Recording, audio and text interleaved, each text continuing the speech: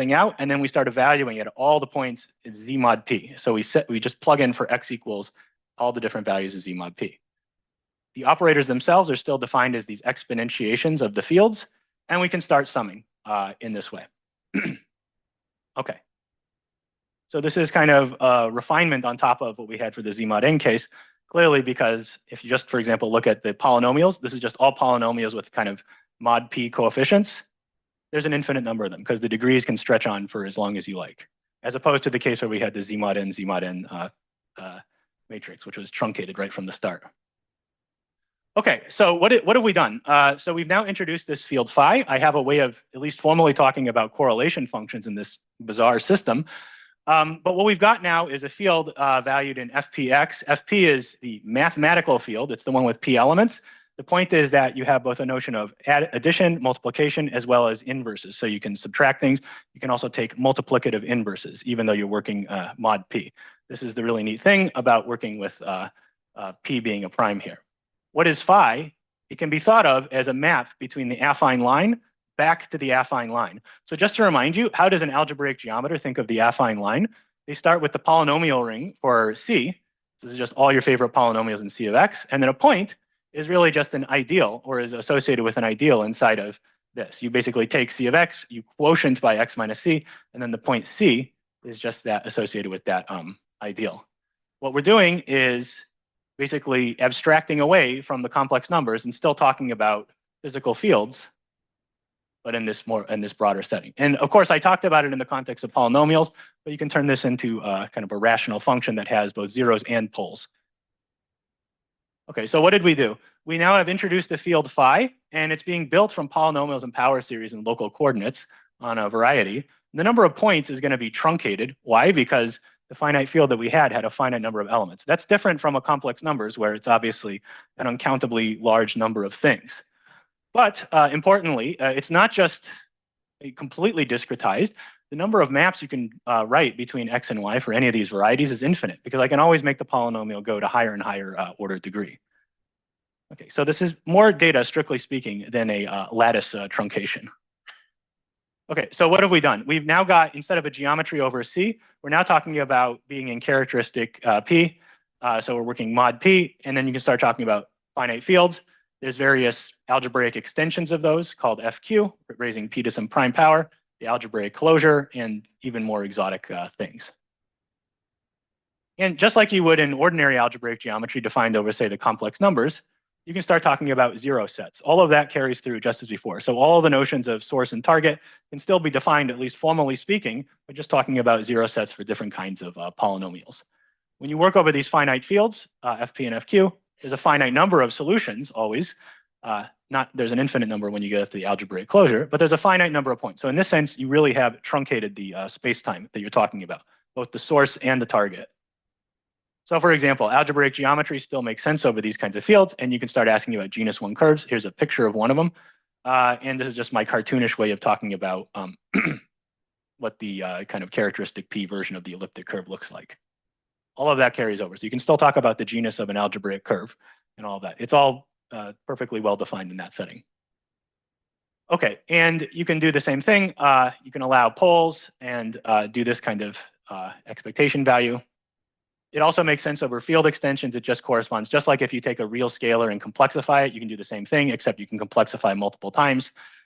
In this case, each algebraic extension corresponds to a kind of global symmetry, similar to how if you start with a real scalar, promote it to a complex scalar, you have an SO2 rotation. You can do the same thing here. It's a more discretized version of it, but it makes sense, and there's many, many more extensions you can talk about. Okay, path integrals, same idea. As far as working over these bigger fields, you still require that the action is valued mod P. That can be enforced. It's not quite unitary, but you can enforce something close to it by introducing what are called Frobenius conjugates of all of the pieces in the field. So basically, the action can still be defined as just a mod P thing. So this is basically the analog and characteristic zero of saying, I don't want an imaginary valued action. I instead want the action to be real valued. In this setting, it's, again, we want the S to be valued mod P, not some crazy algebraic number. And then there's formal limits available to kind of nested sequences to kind of turn this into something that works over the algebraic closure. Okay, what does the Hilbert space look like? Well, I operationally told you what I mean by expectation values, so I can also tell you what I mean by the physical state. So again, the physical Hilbert space is still going to be defined as linear combinations defined with coefficients in the complex numbers. There's nothing characteristic P happening as far as the physical states. The states themselves are just the morphisms between the affine line and affine line for this particular example that we talked about. You can, of course, enlarge this to talk about your favorite source and target X to Y. It'll work in the same way.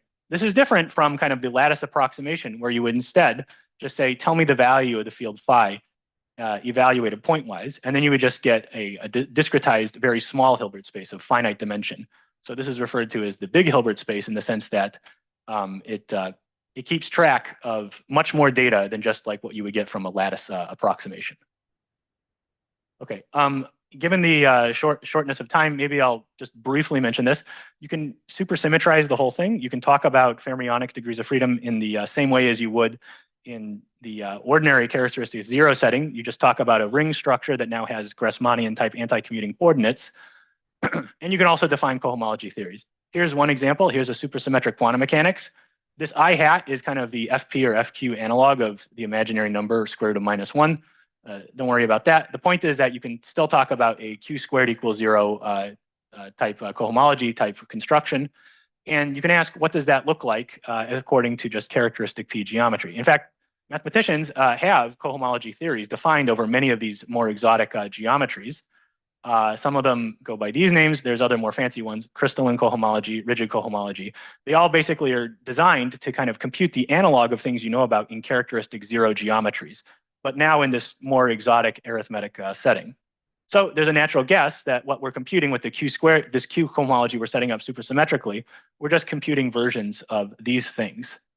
And in fact, that particular cohomology theory is used to just count the number of points on one of these finite field varieties. And so there's this thing called the Hasse zeta function. And you can use this in the context of the ordinary cohomology theories to just count the number of points for a given variety. Okay, here's some partition functions. Okay, let me talk about this. If you go to higher values of n, higher prime powers, you're just reducing mod p. You get these p-adic expansions. Everything basically goes through as before, except now there's a higher prime that you talk about. And you can take different limits. There's one limit where you do it inside the exponent, and then you're talking about maps between p-adic varieties. If you do it down here at the level of the path integral, then it's a map between something that lives on the p-adics and the reals. This limit, by the way, is the one that one typically talks about in the context of the p-adic string, where you start with a world sheet defined over, say, the p-adic line, and then you map it into, say, the target space defined over the ordinary reals. So let me talk about the p-adic string very briefly. So this is kind of the standard setup. There's this thing called the Vladimirov derivative. It sort of behaves like a derivative, but it's a very coarse, if you like, poor man's approximation for how a derivative ought to behave. That's how it is, I guess. It's so coarse, in fact, that you can kind of swap one Vladimirov derivative for two of them, surprisingly enough. And then you can start calculating, for example, world sheet correlation functions, and then interpret them in terms of telling you about p-adic string amplitudes. And this was carried out in the 80s, and to some extent, it was also carried out in the 90s and continues to this day. I'm not going to do that. I'm instead going to take this story and try to kind of smooth it out and make it look much more like the ordinary string that you know about. So some big limitations of the kind of standard setup for p-adic string is, how do you talk about this at higher genus, beyond tree level? How do you formulate closed strings? What do you even mean by the world sheet stress tensor in this setting? Many of these issues come down to the fact that the p-adics are just very coarse topologically. It's a very kind of discretized thing. So in fact, Berkovich in the 90s found a nice way of kind of, if you like, analytification of the p-adics. So remember I told you this was the tree-like structure associated to the p-adics. What Berkovich found is that you could basically take this and kind of supplement by additional branches and leaves to turn it into a much, much smoother structure. It still looks fairly bizarre from the point of view of conventional Archimedean geometry, but it nevertheless has much more smooth structure relative to, say, standard p-adics. In fact, it's so smooth that you even have things that are analogous to the del-del-bar lemma. So for example, Chambard-Loire and Ducroix found in this paper that there is a straight analog of this as well as a Green's function, a delta function. And once you have these in place, it's very easy to start writing down action principles and stress tensors, much as you would in the ordinary, say, bosonic string, where d prime, of course, would be just del and d double prime would be del bar. So for example, a holomorphic stress tensor looks like this. You can then start calculating correlation functions with respect to this because you have a well-defined Green's function. All of that then carries over. So you can formally manipulate all of the correlation functions you know about, and you can start talking about tachyon scattering amplitudes, their correlators, and so on, but now defined in this more analytic setting. So I did that, and I looked at, for example, 2 goes to 2 scattering at some fixed prime, and here's what you get. ST and U are just the usual Mandelstam parameters. Alpha is just a particular combination like that. And if you take the primes and you product over all of these, you get an interesting relation involving the Riemann zeta function. And as is well known from other contexts of p-adic strings, if you take 1 over that, you basically recover what is the quote unquote physical amplitude. And in this case, an interesting feature is that the poles of this physical amplitude appear to be right where the zeros of the zeta function are located. Okay, I'm out of time, so let me just summarize and tell you about some future directions maybe. Okay, what did I do? The main kind of idea that kind of informed most of what I was doing is just exploring what happens if h bar is equal to n over 2 pi, where n is being treated either as a prime, a big prime, or something more exotic. What I told you about is how to formally start setting up path integrals, computations of these. In the actual document, I do go through various calculations of the correlation functions for many of these settings. It seemingly goes far beyond what a lattice truncation would allow you to do. I also talked about revisiting and smoothing out some aspects of the p-adic string. It's possible to talk about not just closed p-adic strings, open p-adic strings in this setting, D-branes. All of that can be defined since we now have access to a kind of smoother analytification of these structures. So many topics I did not mention. You can find them in here. If you find something missing, please let me know. And I'll just close with this and where I still hope it will go. Okay, so thanks, I'm done.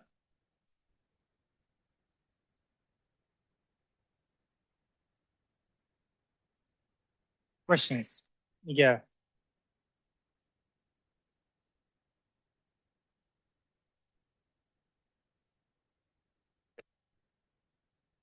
Thanks for, is this on? Okay. Thanks for the nice talk, Jonathan. I wanted to ask if you know, one of the usual problems with the lattice is how to find chiral fermions, anomalies, etc. Is there like a mod P version of anomaly theory, or? You mean where you go to like a D+1 dimensional system, or? Yeah, or how do you deal with chiral systems from this point of view? Right, so chiral systems, as far as I can tell, you can deal with them. That's part of the point of having a non-trivial cohomology theory in the first place. So the very fact that we can start setting up kind of a cohomology theory and start counting things means that there is a analog of an index-like theorem, which, as far as I know, you cannot do in a clean way on a lattice. I mean, okay, there have been recent proposals for how to do it.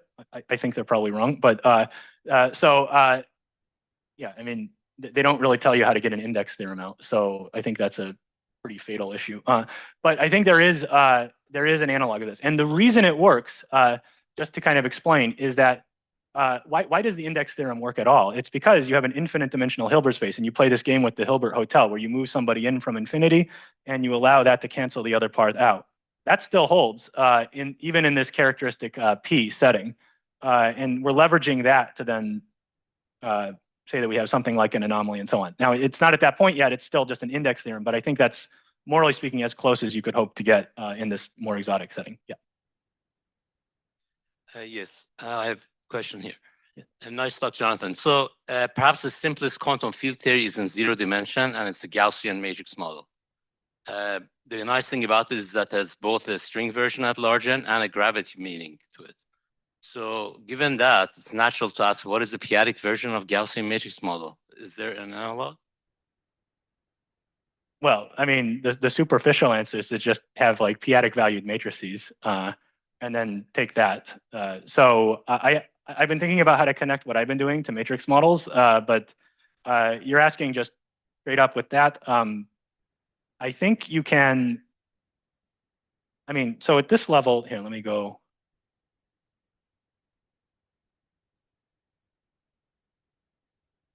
So this kind of action principle does make sense. And so you can kind of turn, like, for example, the phi's into matrices, and you can say, I don't want to integrate over the p-adics. I just want to take one thing here, and then it becomes a much more superficial thing. I don't know the answer to the full question you're asking about p-adic matrix model, where the matrices, I assume you want to be valued in the p-adics. I haven't thought about that, how to make that sense of that one yet. But yeah, it's a very nice question. Maybe a last question by Daniele. Okay. So thank you for the very nice talk, Jonathan. I have two questions actually. So one is, so when you're looking at this kind of polynomial ring over these finite fields. Yes. I mean, the path integral is, I think, as you said, well defined, right? Because those are just discrete sets. So one question that I have is, do you know if there was some kind of research, or if you have started looking into like some kind of functorial description of these objects? And you have a well-defined path integral over some well-defined moduli space. Does this define some kind of functors from Bordism into vect? Yeah, I did look a little bit, not so much from that point of view, but in the sense that TFTs are telling you about Bordisms. Del command update. The thing that we can do also is basically write down the analog of topological field theories in this setting. So you can write down the analog of a characteristic P BF theory, just straight off. You can write down the analog of kind of holomorphic Chern-Simons theory. All of those things can be just defined in their own right. So that can be defined. Now, the further question you're asking is about, it's sort of actually connected to what Miguel was asking about, well, how do you think about anomalies and so on? That part I haven't really thought too much about. So for example, one thing I'm thinking about right now is, how would you define Dijkgraaf-Witten theory in this setting, just in characteristic P? So you might complain that the topology of any of these characteristic P curves is so coarse that how could you talk about a TFT? Now again, arithmetic geometers are not stupid folks. They know how to talk about more complicated topologies. So what they do is they don't just take that point set. What they do is they start talking about all possible maps between that set and another one. And from this, they start building up a much more elaborate topology. And that elaborate topology then provides a possible way of starting to talk about things that you might want to talk about, like formulating like a Dijkgraaf-Witten theory and so on. So what I can do superficially is just start writing down BF-like actions, Chern-Simons-like actions, but getting to the kind of more core way of building TFTs is still kind of a bit open. Yeah. In the view of time, I would suggest that further questions are asked during the break. So we will reconvene here at 3:30. And let's talk, let's thank maybe.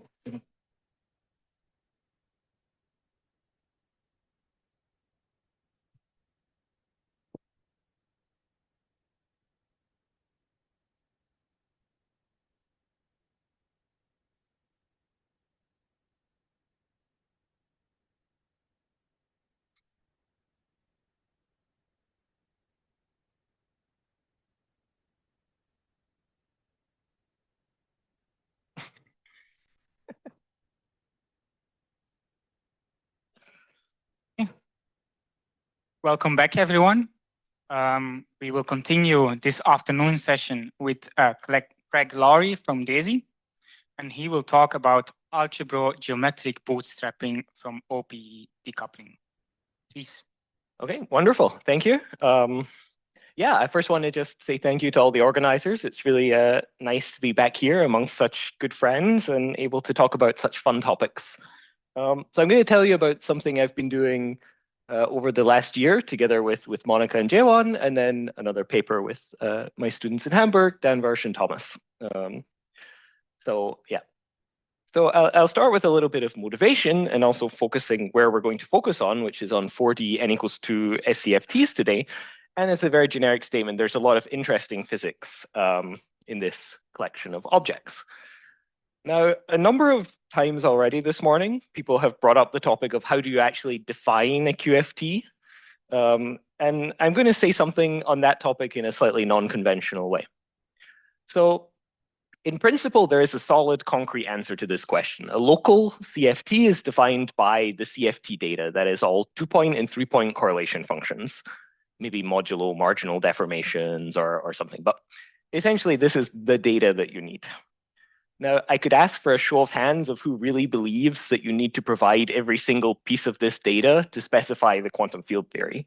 No one really believes that. We don't believe you can tweak one little 3-point function somewhere, and that's also going to be a consistent QFT. So the name of the game is, what data do you really need to completely specify that QFT? What's sort of the complete invariant that you're interested in?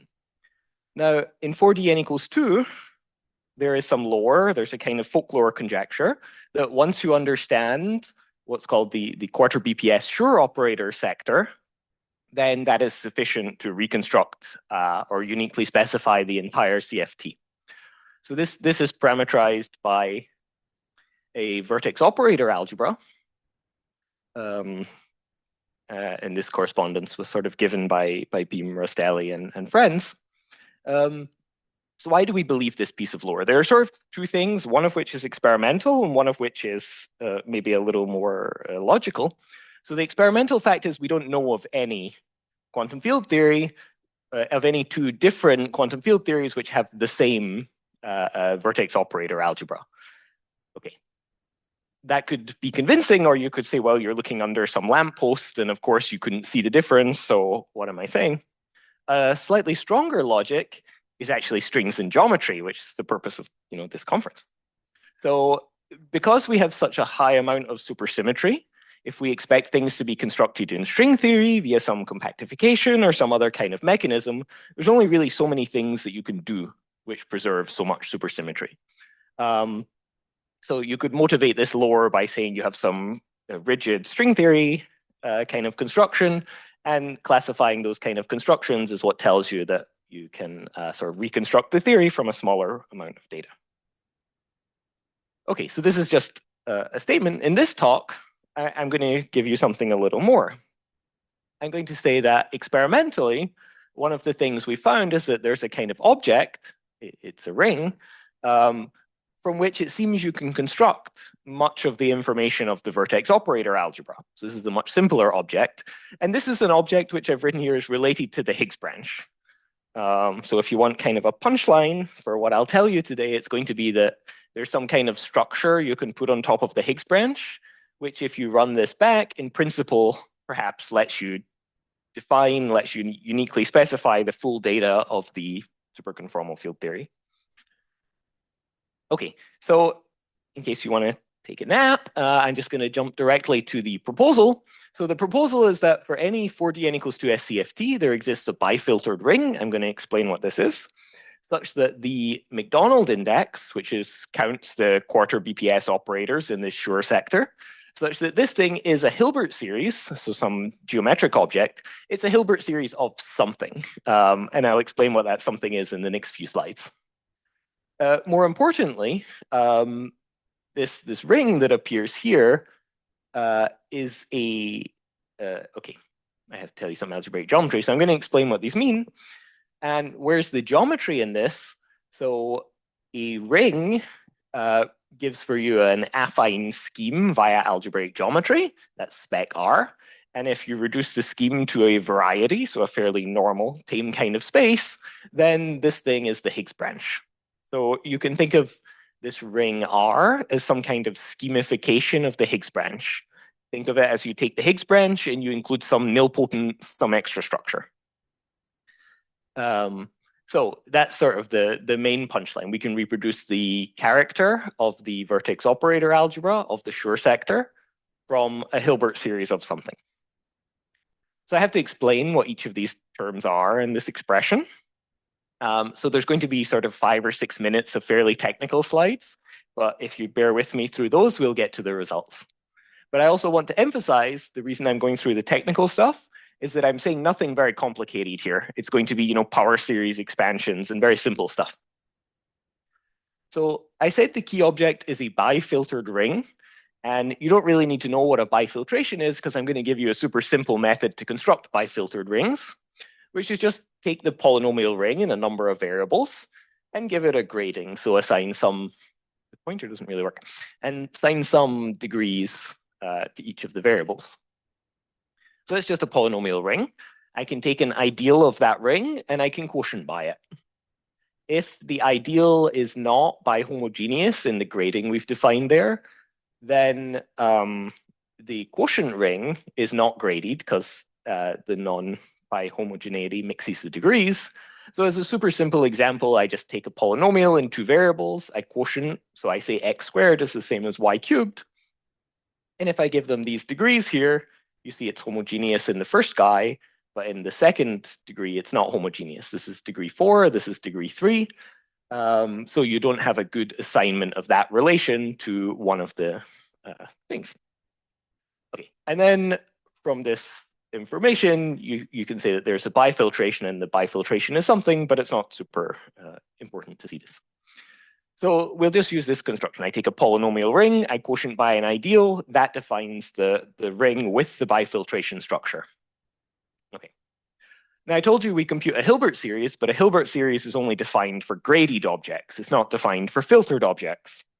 But luckily there's a very natural way to go from a filtered object to a graded object, and that's called taking the associated graded ring. So if you have a graded ring, which decomposes like this, okay, and you can construct what's called the associated bigraded ring. So essentially, there's some closed form, it's very clear, but think of it in the following way. Take the ring of polynomials in two variables. I can define a filtration or a bifiltration by looking at all polynomials of degrees less than some numbers. That's clearly a filtration because, well, it's a stupid filtration, but it's a filtration because they're contained inside each other. And then this object, which is supposed to be the graded guy, is just the polynomials where the degrees are set by two numbers. Okay, and this is just a kind of silly example. The more important concept is this concept of a jet scheme, or this J infinity. And this is also a really simple concept. So I take a ring, and now the filtration structure or whatever is not important. I take the ring, it has a bunch of variables, it has a bunch of polynomials in the ideal. I expand the variables as a power series, and then the feedback is very interesting. And then I expand the polynomials in the ideal in the same power series, and I look at the coefficients, the xj and the fj. And then I construct a new ring where I just take all of these new variables I've introduced in the power series, and I take all of the coefficients that appear in the expansion of the things, and this defines for me a new ring. And you can see this quickly gets complicated because I get more and more relations as I increase n. And this naturally has another grading, which is just the subscript that I've written here, so the order in the expansion as a power series. Okay. So in this case, since R was bifiltered, this jet scheme is tri-filtered. And there's a sensible notion of taking the limit to infinity, and that defines this thing called the arc space. Okay, so this is what we wanted to explain. So you start with some ring, which is bifiltered. You take this arc space construction, which gives you some tri-filtered ring. You take the associated graded, that gives you a tri-graded ring. And then you compute its Hilbert series. The Hilbert series, it's tri-graded, so you have 3 gradings. And I very specifically set 2 of the gradings to be equal. That just seems to be a fact of life. And that's the thing that I said was related to the McDonald index of the theory. So there are some challenges. So J infinity, because you do this power series expansion, you have infinitely many generators, infinitely many relations. It's kind of a complicated beast to work with. It's also pretty horrible as a space, so it has a lot of non-trivial syzygies. I'll explain this in a minute. So I must determine a Grobner basis. It's not Gorenstein. It fails at all the nice adjectives that you would want to give a space or a ring. But more importantly, how do we determine this ring? I've told you there is a ring, but you want to know what it is. And in fact, we have a very physical proposal for how you derive this ring. We propose that it comes from when you see some kind of decoupling in the CFT data. So if you are in the most generic situation in the world, and you write down the OPE of 2 operators in a quantum field theory, what you expect to happen is that this is a sum over all other operators in the theory which are compatible with the symmetries and so on of the system. So everything compatible. But in sometimes you look at a theory and what you discover is that there's an operator which you would expect to be there by superconformal representation theory, and it's just not there. And the proposal is that you can actually recover a lot of information just from this fact that some operators are missing from the expansion of the OPE. The word bootstrapping in the title is in the title, by the way, because this kind of picture about OPEs is very similar to what happens in the conformal bootstrap, particularly for the easing model. So that was some inspiration, but I'm not going to talk about this here. Okay. So often these short multiplets that you would expect to appear are just gone. So for example, if you look at the OPE of the stress tensor, the symmetric n+1 copies of the stress tensor, like this, you would expect to multiplet with these quantum numbers. And in the A1, A2n Argyres-Douglas theories, this multiplet is just not there, as was shown in this paper by Agarwal, Lee, and Song. So I'm going to do something really stupid now, right? I have t squared, and I say it normally contains this, and it doesn't. T to the n+1, sorry. So I just translate this into an algebraic condition. X to the n+1 is equal to 0, and that defines for me the ideal of a ring. Did I want to do that? Yes. Okay. Now, knowing these decoupling relations in OPEs of 4D SCFTs is not exactly a picnic. So one thing one can do is one can use the SCFT VOA correspondence. So in this case, one goes from the 4D theory to the vertex operator algebra, which at the start I said was the believed to be a complete invariant of the theory. And one can look at what are called null relations in that vertex operator algebra, which is a 2D CFT. Null relations are what you think they are. So in this example I just said, the A1, A2n Argyres-Douglas theory, the vertex operator algebra is, well, it's some Virasoro minimal model. It's called M2 2n+3, and it contains a null state at this level of this form. You notice a nice correspondence between L-2 to the n+1 and the t to the n+1 that I wrote on the previous slide, which is the correspondence that you expect. Okay, so what is the logic going to be here? I take my 4D superconformal field theory. I study null relations in the associated VOA. This gives me a polynomial relation in the strong generators of that vertex operator algebra. And from this, I derive a ring. And the proposal is that from this ring, you can derive, at the very least, the Macdonald index, if not the entire, Schur sector. Okay, so this was kind of an experimental work. So I'm going to give you a whole bunch of examples, and then we'll see what happens. So the A2, A3 Argyres-Douglas theory is associated to some W algebra minimal model. And this minimal model has been studied. In particular, the null relations are known, and the null relations look like this. So here's what we look at. We look at the strong generators, and we see one WL like this, one L cubed, and one W squared. And I just play the same game that I did before. I write down a ring based on these null relations. So I write down x squared plus y cubed, and xy is equal to 0. It seems very, very simple, right? So I take this, I now consider this ideal. I say the bifiltration is the one that I expect it to be from this quotient. I compute the nth jet scheme, so there's some ugly collection of relations.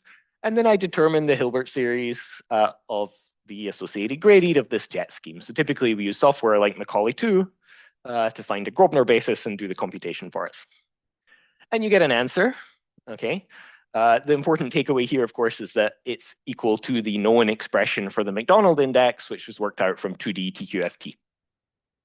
Okay. And you can keep going. For larger values of n, the null relations are also known. So these are the null relations as worked out by Agarwal, Lee, Song. This is about as far as you can go with explicitly working out the null relations. It's a kind of an exponentially hard problem.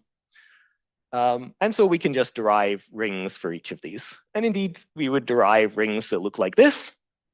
And then you play with the construction, you compute these big monstrosities, and you find that these actually match with the expansions of the Macdonald indices, which were known already. The reason the Macdonald indices were known is because on the previous slide, I had written the null relations. And once you know the null relations, you know the Macdonald indices. So this all makes perfect sense and is strong support for this proposal. One thing that you notice, well, did you notice? Well, one thing that you could notice is that each of these ideals, in fact, arises by taking the derivatives of a single polynomial. So you take a single polynomial, you take its derivatives in each variable, and that reproduces those rings. And this seems to be a generic pattern for every example that we found. So one thing you could do is you could turn it the other way. I said knowing the null relations is hard. So I could try and find a polynomial such that when I take the Jacobian ideal like this, and then I compute the Hilbert series of the arc space, I reproduce the Macdonald index. And then I could say that's a prediction for what the null relations or the OPE decoupling should be. And you can play this game. You can only go so far because they get somewhat complicated, but you see they start to get a little bit complicated. What are these funny irrational numbers that appear here? So we'd like to do a little better than just fitting to matching with the Macdonald index. We'd like to have a principle which allows us to derive what are these hypersurface equations, these P's, that define the Jacobi ideals. So here we define a principle which although I'm not sure about my collaborators, but I am calling syzygy maximization. And the idea is as follows. So I'm going to just do it by an example. Take the A2, A9 theory. You have a W algebra. It has two strong generators, the same as before, and you know the degrees of the null relations, but you don't know what the null relations are, and that's hard to derive. So let's assume that we have a Jacobian ideal, which is going to reproduce the index through this process, and you find that up to rescaling and normalization, there's one free parameter in the ideal. It's some coefficient beta here. Now, for generic values of beta, the ring does not reproduce the Schur index via this process that I just described. Okay, so why not? In fact, yeah, I want to say something else here. In fact, it doesn't appear to reproduce the index of any known quantum field theory. So the principle that I'm about to tell you of syzygy maximization, which fixes this coefficient beta, could also be taken as a principle which associates objects which are consistent with quantum field theory. I'll say more on this in the end. Okay. So a syzygy, so I used this word before. A syzygy is a relation between relations. A higher syzygy is a relation between relations between relations. And the reason why these rings are such a mess is because they have a lot of these kind of syzygies. So I'm going to talk about the first jet scheme. So it has 4 relations because I have 2 derivatives. And then I do the series expansion and I take the coefficients. Because it's the first jet scheme, I take only the first 2 coefficients. So I have 4 relations. So what is a syzygy? A syzygy is a non-trivial linear combination of the relations, which is equal to 0, where obviously these alphas are non-zero. And if you just try and solve this syzygy problem, what do you find? You find this is only true when beta is the square root of 21. And I hopefully said it out loud earlier, there was a square root of 21 on the previous slide, which was a weird rational number. And so we find it with this principle. And in fact, you can do a completely general thing. If you want to match the Schur limit of the index, you find the only way to match it by doing this kind of Hilbert series algebrogeometric bootstrapping is if the ring is a complete intersection and 2 of the Betti numbers, which are numbers which count the number of syzygies, are equal to 1. In particular, the first condition is what tells you it's a Jacobian ring, so it can be written as derivatives of a hypersurface. And the second condition actually completely fixes all the remaining coefficients. And notice, when you go to large n, you get very large polynomials because the number of terms grows with n, but all of the coefficients are fixed by this one syzygy condition. So we have this geometric extremization condition on the syzygies of the first jet scheme. So open question, why is the first jet scheme enough to specify everything? And that's sufficient to fix R uniquely and therefore recovers the index of the vertex operator algebra. And so seems to recover a lot of information is hidden in this geometric condition. Okay, so you can do it for a whole bunch of theories. You get totally crazy numbers, but just it comes out, it's unique, and it's the thing which reproduces the index. So we would like to understand that better. Okay, I'm running a little short on time, so I'm going to talk about some of the cases where the Higgs branch is not a point. So in the previous slides, you saw I had something like x squared is equal to 0, things which, reduce to a point. Now I want to do more complicated things.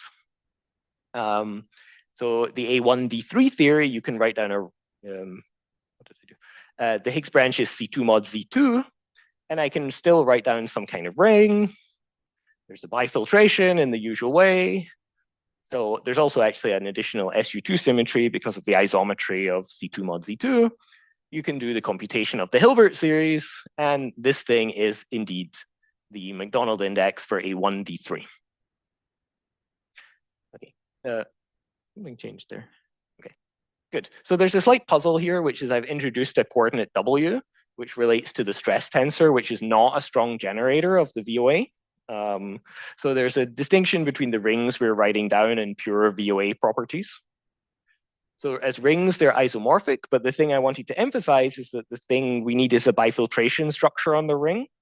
And introducing this W in this way allows us to have the correct bifiltration structure when writing this thing as a quotient.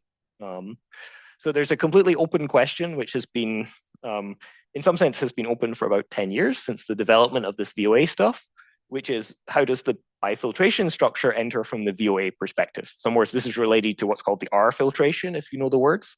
But basically, there's not a natural VOA or 2D perspective on this guy. Okay, final example, we can do another CFT. The Higgs branch is C2 mod Z3. Again, just play the same stories. You can see if you reduce this, you get x squared plus y cubed, which is exactly a C2 mod C3. You can compute the Hilbert series, and it's this thing, and this matches with the McDonald index. By this point, I've totally convinced you, and you're not surprised by this at all. So in one of the upcoming papers, we'll also argue that this ring R here and many more also come from doing this process of syzygy maximization, and that this process of syzygy maximization also commutes with Higgs branch RG flows and other kind of things. So this seems to be a very generic principle. Okay, good. So I have 90 seconds or 1 minute. So I'll just summarize. So we proposed that if you schemify the Higgs branch, so you somehow keep nilpotence in some way, for a 4D n equals 2 SCFT, then you can recover information about the pure sector. So you can recover the McDonald index. We haven't yet tried to push it to recovering sort of the full VOA with the 2D conformal data, but the McDonald index is there. And the key object is some bifiltered affine scheme. And what we proposed is that these affine schemes can be derived by looking at decoupling phenomena in the OPEs of the 4D theories, or else null relations in the VOA. And for this family of theories, and in fact, many more, see future papers, the bifilter schemes come from some kind of geometric extremization principle called syzygy maximization. So you might ask yourself, why does quantum field theory like to maximize syzygies? I don't know the answer to that question, but I would certainly like to. And once you get to this point, you could ask yourself, if I just write down rings with arbitrary coefficients and I run syzygy maximization, so I get some kind of syzygy maximal ring, are these things in one-to-one correspondence with local 4D n equals 2 SCFTs? I don't know the answer, but I think that's an important question for future work. And yeah, I'll stop there. So yeah, thank you.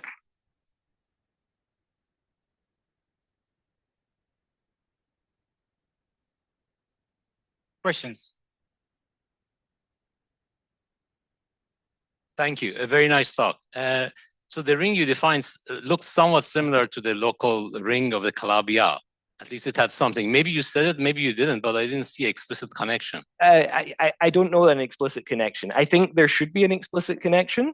They look incredibly similar. Yeah, this is something that needs to be explored. So I think the thing that would be good to know is how to understand the vertex operator algebra from the type 2B, the hypersurface geometry. And from there, you can probably figure out why they're related. In most of the cases where it's a hypersurface, then you can then this ring has a natural interpretation in the VOA world. It's the Jou's C2 algebra. And that thing, I think, can have an understanding from the type 2B construction, but we haven't figured it And out. in cases that you have the BPS states of the 4D n equal to 2 deformed from the conformal point has a cover description, would they be allowing you to recover your ring directly? So in other words, there was a classification program also to study the BPS covers of mass deformed. I mean, deformed the 4D n equal to 2 is going to the Coulomb branch. Is that have any relations to the ring you're describing here? Because those can also be used to compute the Shor index and so on. Yes, exactly. I do expect there is a connection. We haven't explored the BPS quivers. Thanks. There are many things still to do. Miguel?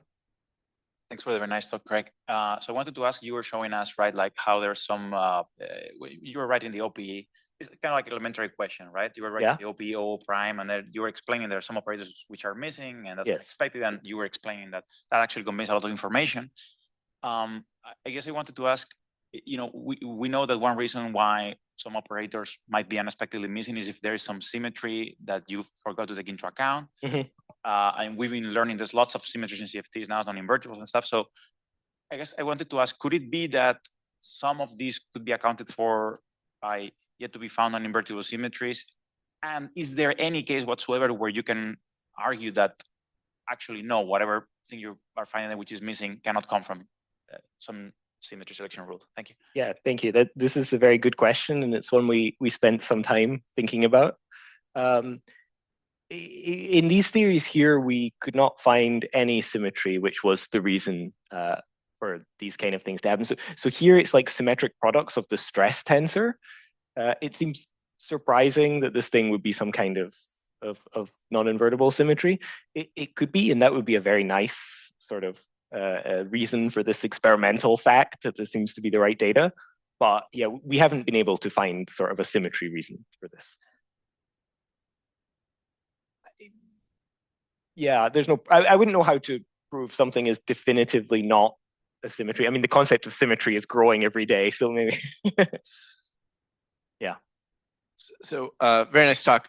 So the examples that you looked at were all these complicated non-Lagrangian or Dirichlet theories. I wondered, could you do this for simpler Lagrangian theories, like n equals 4 super Yang Mills? Yes. So we have done it for n equals 4 super Yang Mills. It's in one of the 2 papers that have not yet appeared, but it's we just need to sort of put dots on the eyes and then it's there. But yes, we can. So the constraint generally is that you want the Higgs branch to be fairly tame and under control. If the Higgs branch is very large, you get a huge number of strong generators, so these rings become kind of unwieldy. So that's why we started with these things where the Higgs branch is like super small, but we have done n equals 4 super Yang Mills, with the SU2 gauge algebra. Otherwise, it also gets complicated fast. Thank you for the nice talk. A while ago with Guglielmo, we had explored certain elliptic genera for various 61,0 worldsheet theories, and exploring the chiral ring on those worldsheets, we find some two variable generalization of the Schur index. Yes. And this really kind of so there is yes. So we were looking at precisely this part of your papers in the just after we finished the first paper, and then we got distracted by stuff. It's not the 2 variable thing is not directly what we have here, although we had some preliminary results that you could sort of reframe the trigrading set T is equal to 1, so you have a P and a Q. We think you can map between them, but we never quite got to the end of that. But yeah, this was a super cool thing. I think Craig again. I've removed the wrong object. Thank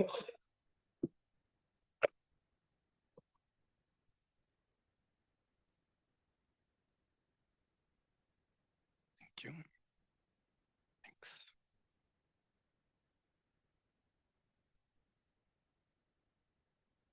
Yep, perfect. Where's the... Okay, for For the next talk, we're glad to have Marcus Dierigl, and he will be talking about the missing link. Thank you very much. Big thanks to the organizers for inviting me to this great conference. So I'm excited today to talk about work that relates the cobordism conjecture to brain networks. And this is work together with Ignacio Ruiz, who is also here. So at the end, if you have questions, feel free to ask me, but also ask Nacho. You probably get better answers than if you ask me, to be honest. Okay, so if we talk about gauge theories, we talk about gauge bundles. How are these bundles classified? Well, they're classified by taking space-time and mapping it into another space that's called the classifying space.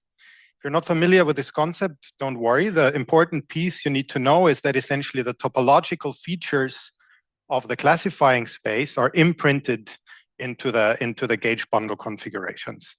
So a very simple example is classifying space is just this circle. And then if space-time is a torus, then the gauge bundle configurations are nothing but the winding numbers around the one cycles. Okay. Now this separates the gauge theory into different sectors, into different topological sectors that are classified by this homotopy classes of maps from space-time X into this classifying space BG. G is the gauge group.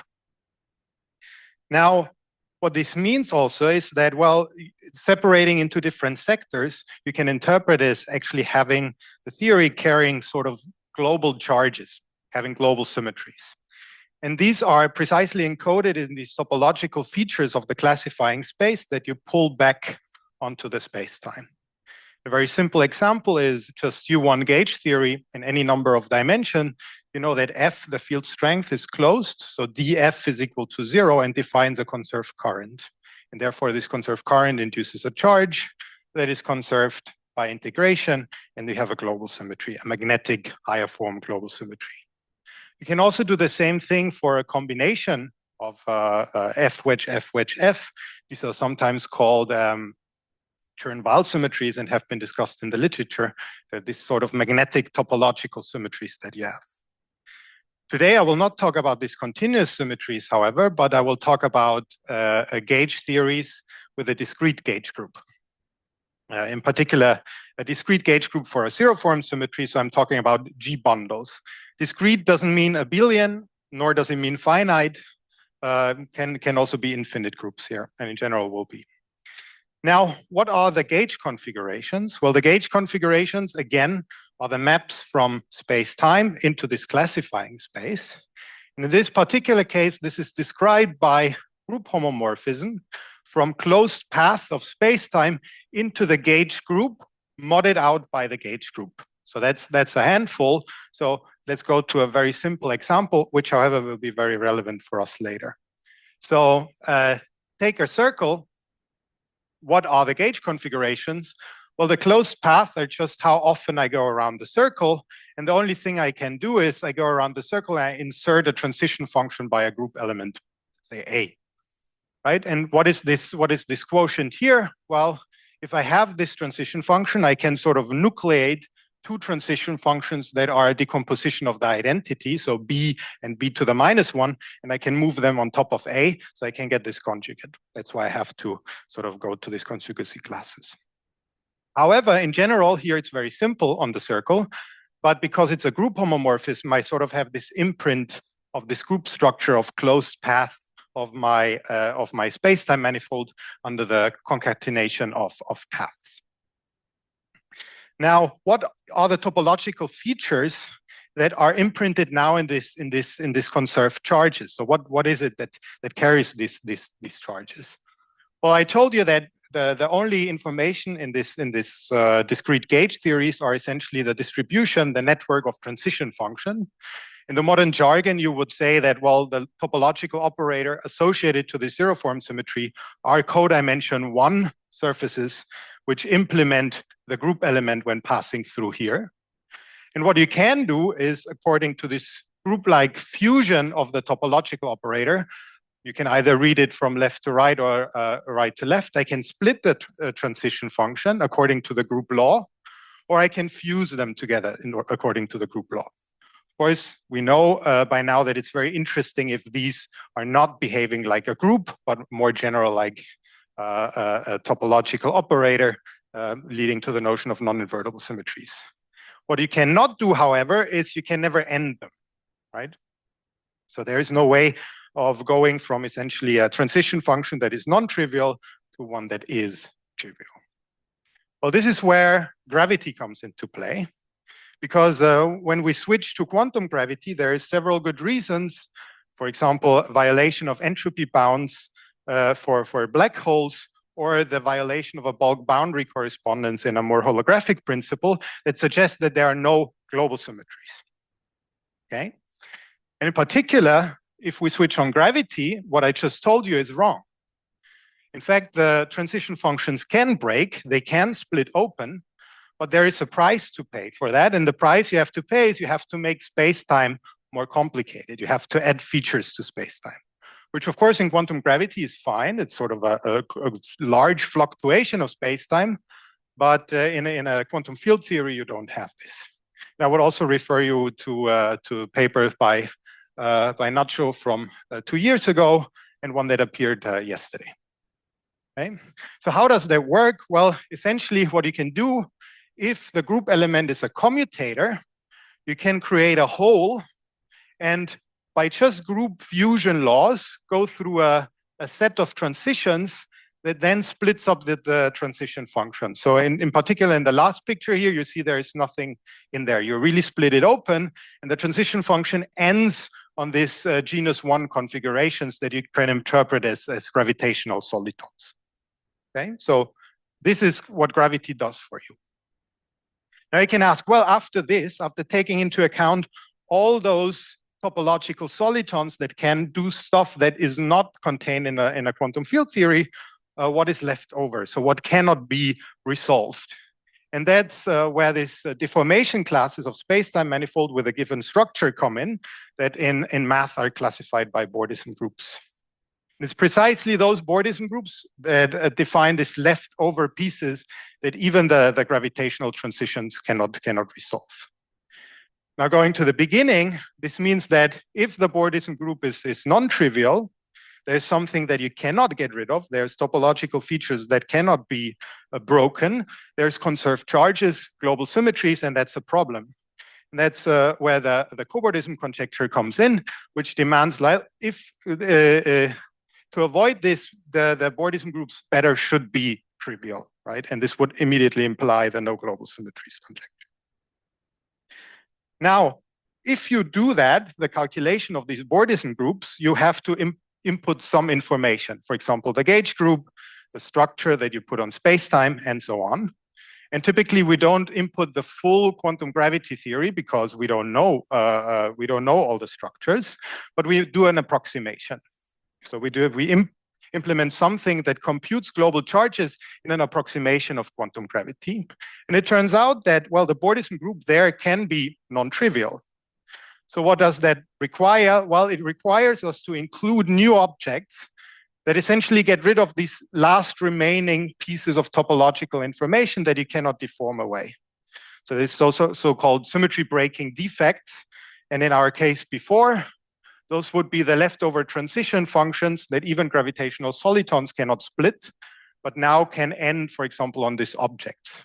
Importantly, these objects, they will look singular from this approximation perspective, but would look like good objects in a UV completion. Now, importantly, if you ask, well, what does this asymptotic space-time around this object look like?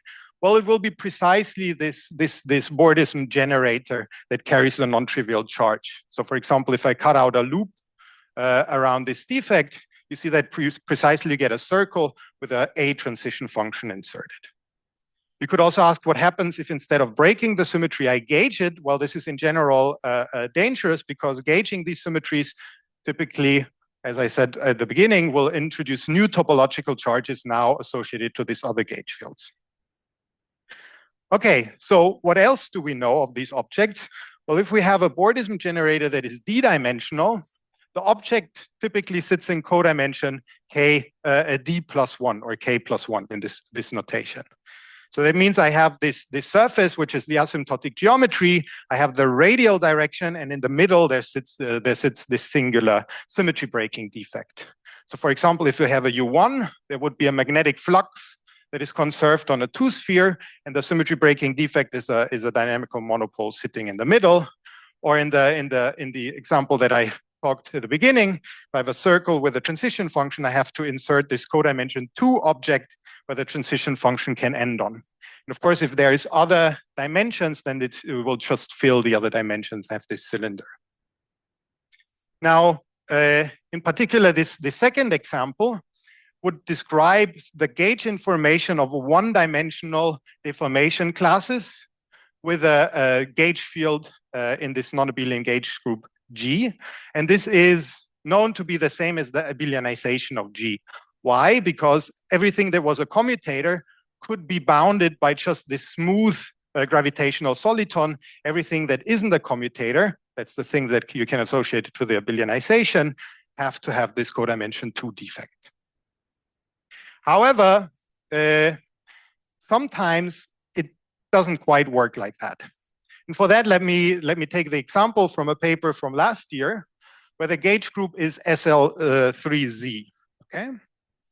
Particularly there, if you compute the Bordism group, the abelianization SL3Z is perfect. It's actually 0. So that means that for every circle with a transition function SL3Z, there is an appropriate gravitational soliton that you can insert that splits open the transition function. However, if you go to the next level and compute the second Bordism group, it's non-trivial and contains a part that is given by group homology, and it's just the Z2 times Z2. And the generator, the asymptotic spacetime, is described by a torus with the insertion of an A transition function and a B transition function. Okay? But now you say, like, wait a minute, this is just circle with transition function times circle with transition function. Why can't you use the gravitational solitons here as well, right? Because they bound the space here. Well, the problem is, if I want to do that, I can in principle, so I can bound one of the circles by inserting this gravitational solitons, but that involves this internal transition functions that will not commute anymore with a B transition function on the other one cycle. So in particular, the gravitational soliton, while it can bound the circle, will not glue nicely when I pull it around the other one cycle that remains. Okay? So this does not lead to a well-defined background and really requires the introduction of a new defect. And this new defect naturally would look like codimension 2 instead of codimension 3, because now I have something that should run in the middle of the circle. Now, first question to ask is, are all generators for the type I'm discussing, namely two-dimensional spacetime with a discrete gauge field of this type? And what is very, very useful in this regard is what is known as Hopf's theorem of group homology. And in particular, if I have these discrete groups, I can describe them via a group presentation. So what is that? Well, I start with a free group, just a number of generators, and then I mod out by the normal closure of its relations. So two simple examples. For cyclic groups, I have a single generator, X, and for Zn, for example, I implement the relation X to the n is equal to 1. That's just on the right-hand side here. For that dihedral group, so now we're non-abelian, I have two generators, X and R, that correspond to the rotation of the associated n-gon plus reflection around one symmetry axis. And I have three relations, namely n times rotation is equal to the identity, twice reflection is equal to the identity, and then the interplay between reflections and rotations. And given this data, namely given the presentation of a discrete group, I can actually extract the second homology, group homology, which is guaranteed, at least for these cases where the spacetime structure factorizes and doesn't mix with the gauge symmetry. It's guaranteed to contribute to the Bordism group.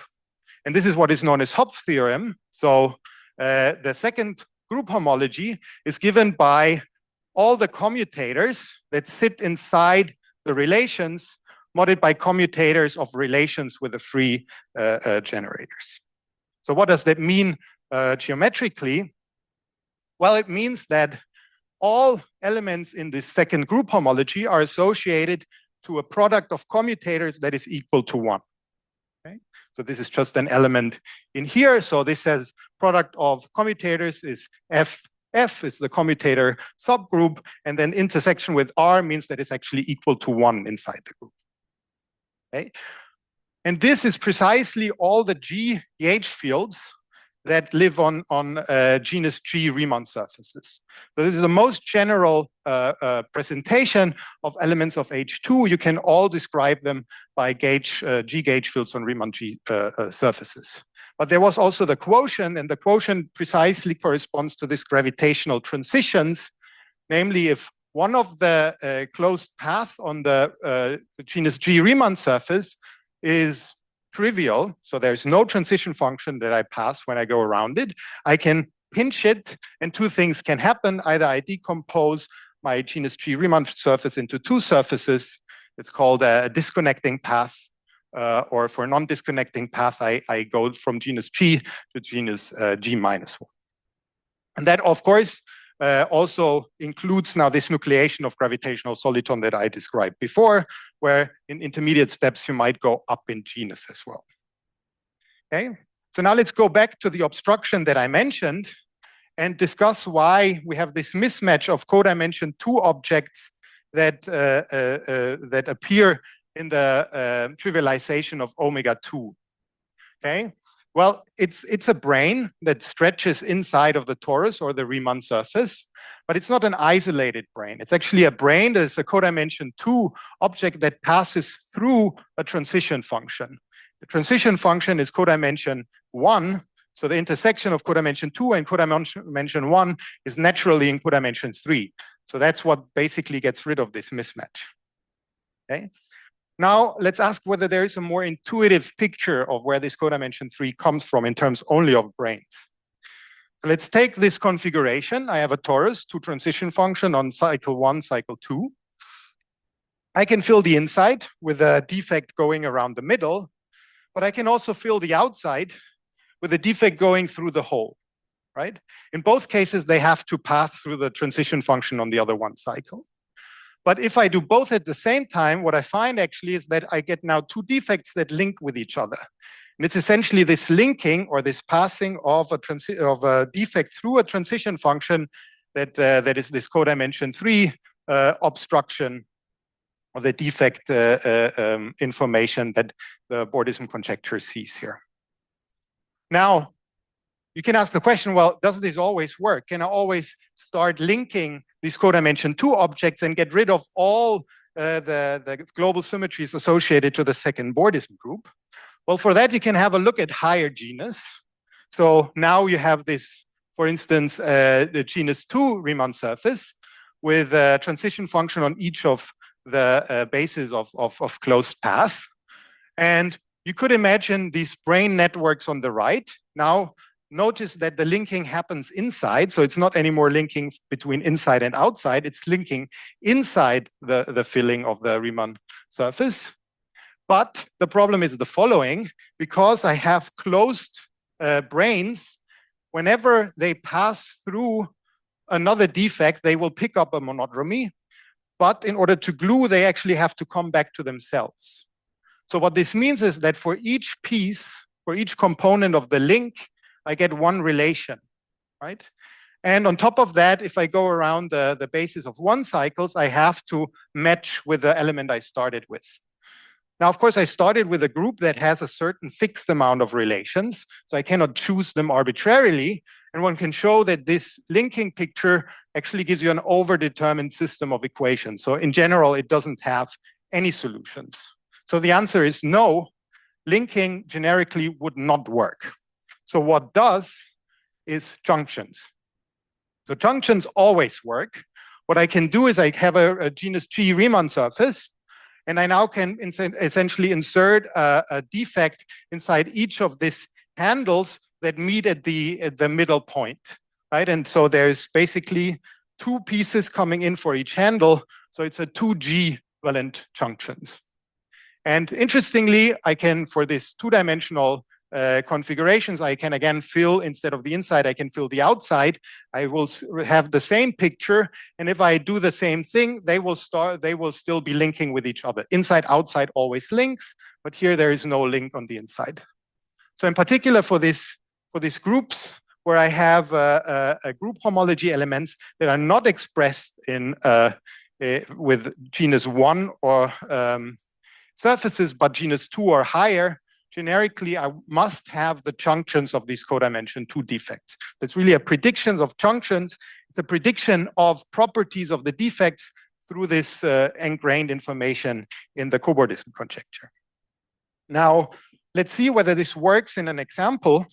The example we want to look at is just type 2A on a Calabi-Yau threefold. So the effective theory is 4-dimensional supergravity with n equals 2 supersymmetry. And type 2A has this topological term here that after compactification and reduction of the three-form field on 3 cycles, I'll get a bunch of axionic degrees of freedom, pseudoscalar fields that are periodic. Okay. They come with a bunch of shift symmetries. So all these psi's and their duals shift. But then this topological term here tells you that actually these shift symmetries will mix with the shift symmetry of the 2-form field that I can also dualize to an axion. Okay, so this is essentially this combined shift symmetry here. And this, because shift symmetries, in particular the continuous part is broken to a discrete part, will give rise to symmetry groups that are known as Heisenberg or generalized Heisenberg groups. So in this case, it's a Heisenberg group.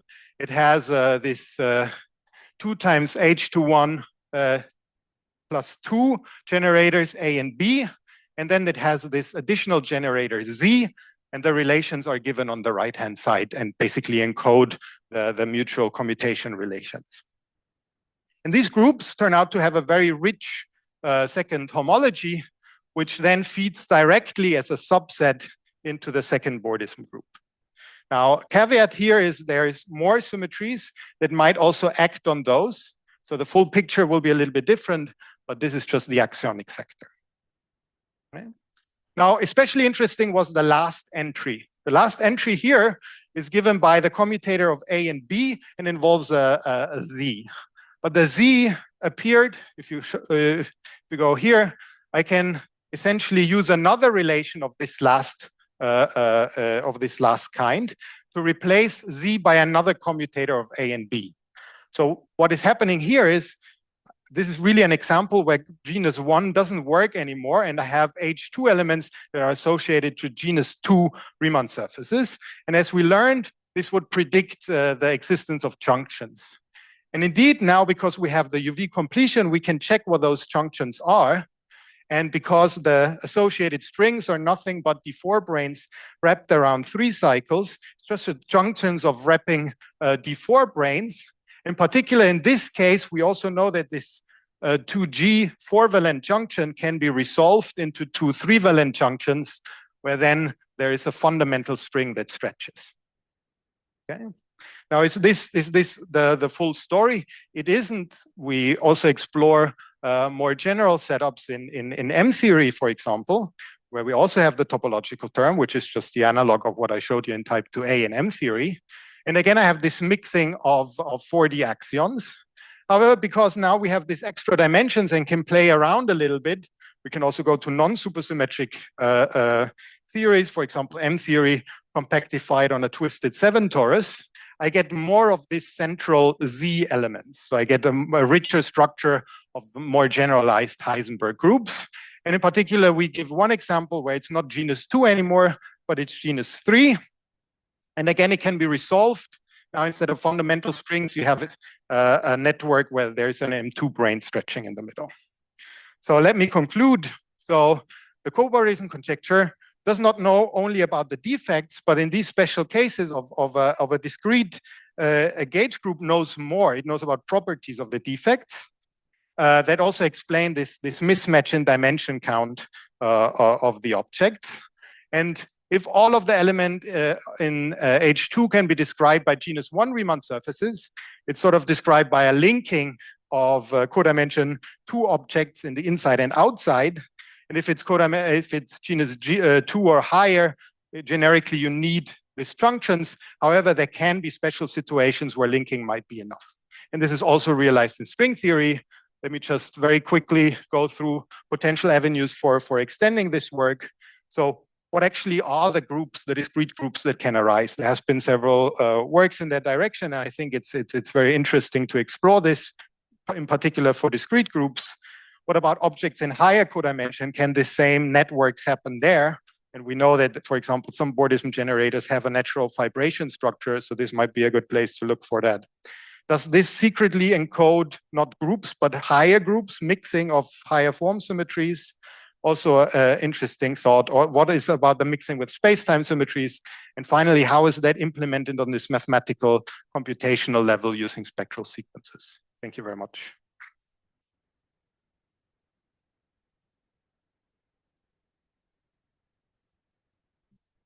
Question by John. Thanks for the nice talk. Can all the junctions be resolved into trivalent junctions? Or? There is no reason why they should. For the examples that we checked that have where we know where they're coming from, seems to be the case. Yeah, but I don't know. Also, so it's very high. It's very high valent junctions that are predicted, right? For you have 2G valent, and then the number of possible resolution in trivalent grows factorially, so or double factorially. So well, there is no reason that we have at the moment that predicts the resolution into trivalent. Wait, if the resolution is missing, then how would it be a higher group structure? Well, the higher group might arise in the situation where you have the resolution. Right. Yeah. Further questions?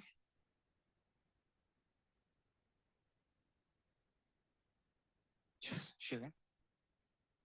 So higher groups comes about sometimes when you take one particular polarization of a field theory, but sometimes if you kind of gauge that, you get a non-invertible symmetry. Mm-hmm. Is there an analog of that you see happening? No, I wouldn't know. So non-invertible symmetries, I think generically should be broken when you switch on these gravitational solitons. I don't have a good answer for whether there is like non-invertible structures that sit inside that, because they're more related to what are the localized degrees of freedom on the defects. At the moment, we have no control over that. However, now if you start using stuff like anomaly inflow, right, there can be maybe imprints that if there's anomaly on top of the defect, it might also inflow onto the junctions, which then might lead to more interesting structures. But we don't have evidence for that yet. Okay, if there are no questions, then we can thank Marcus again.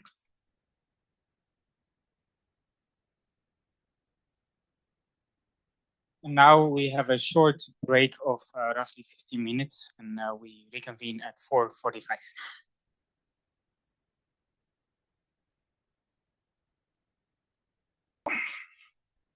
I forgot the screen timeout thing. Oh no.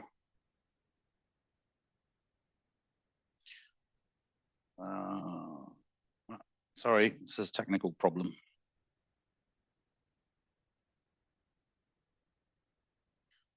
And does anyone remember how to set the timer thing off? Display.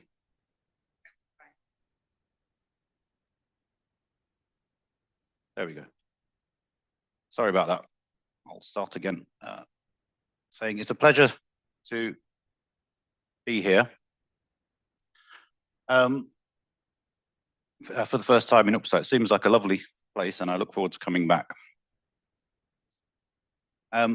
So my talk's about this subject that's called geometric engineering. Many of you have worked on it. It's roughly speaking the idea that interacting QFTs, at least within the framework of superstring theory and M theory, resolve very special kinds of space-time singularities, in a sense. The presence of light degrees of freedom at singularities due to branes becoming light and so on is a sort of resolution of those singularities. Einstein manifolds with zero Ricci tensor play a crucial role, so Ricci flat manifolds. And what some of the research I've been doing over the past few years is about making more complete or precise statements about the space-time metric. And what I want to show you is that that actually leads to new insights, new physics results that we didn't appreciate before. Even there are still things about the standard Calabi-Yau asymptotically conical metrics on the resolved and deformed conifolds, the usual ones from the 90s, that we don't know the answers to. So there's going to be a sort of definition of geometric engineering from a sort of space-time point of view.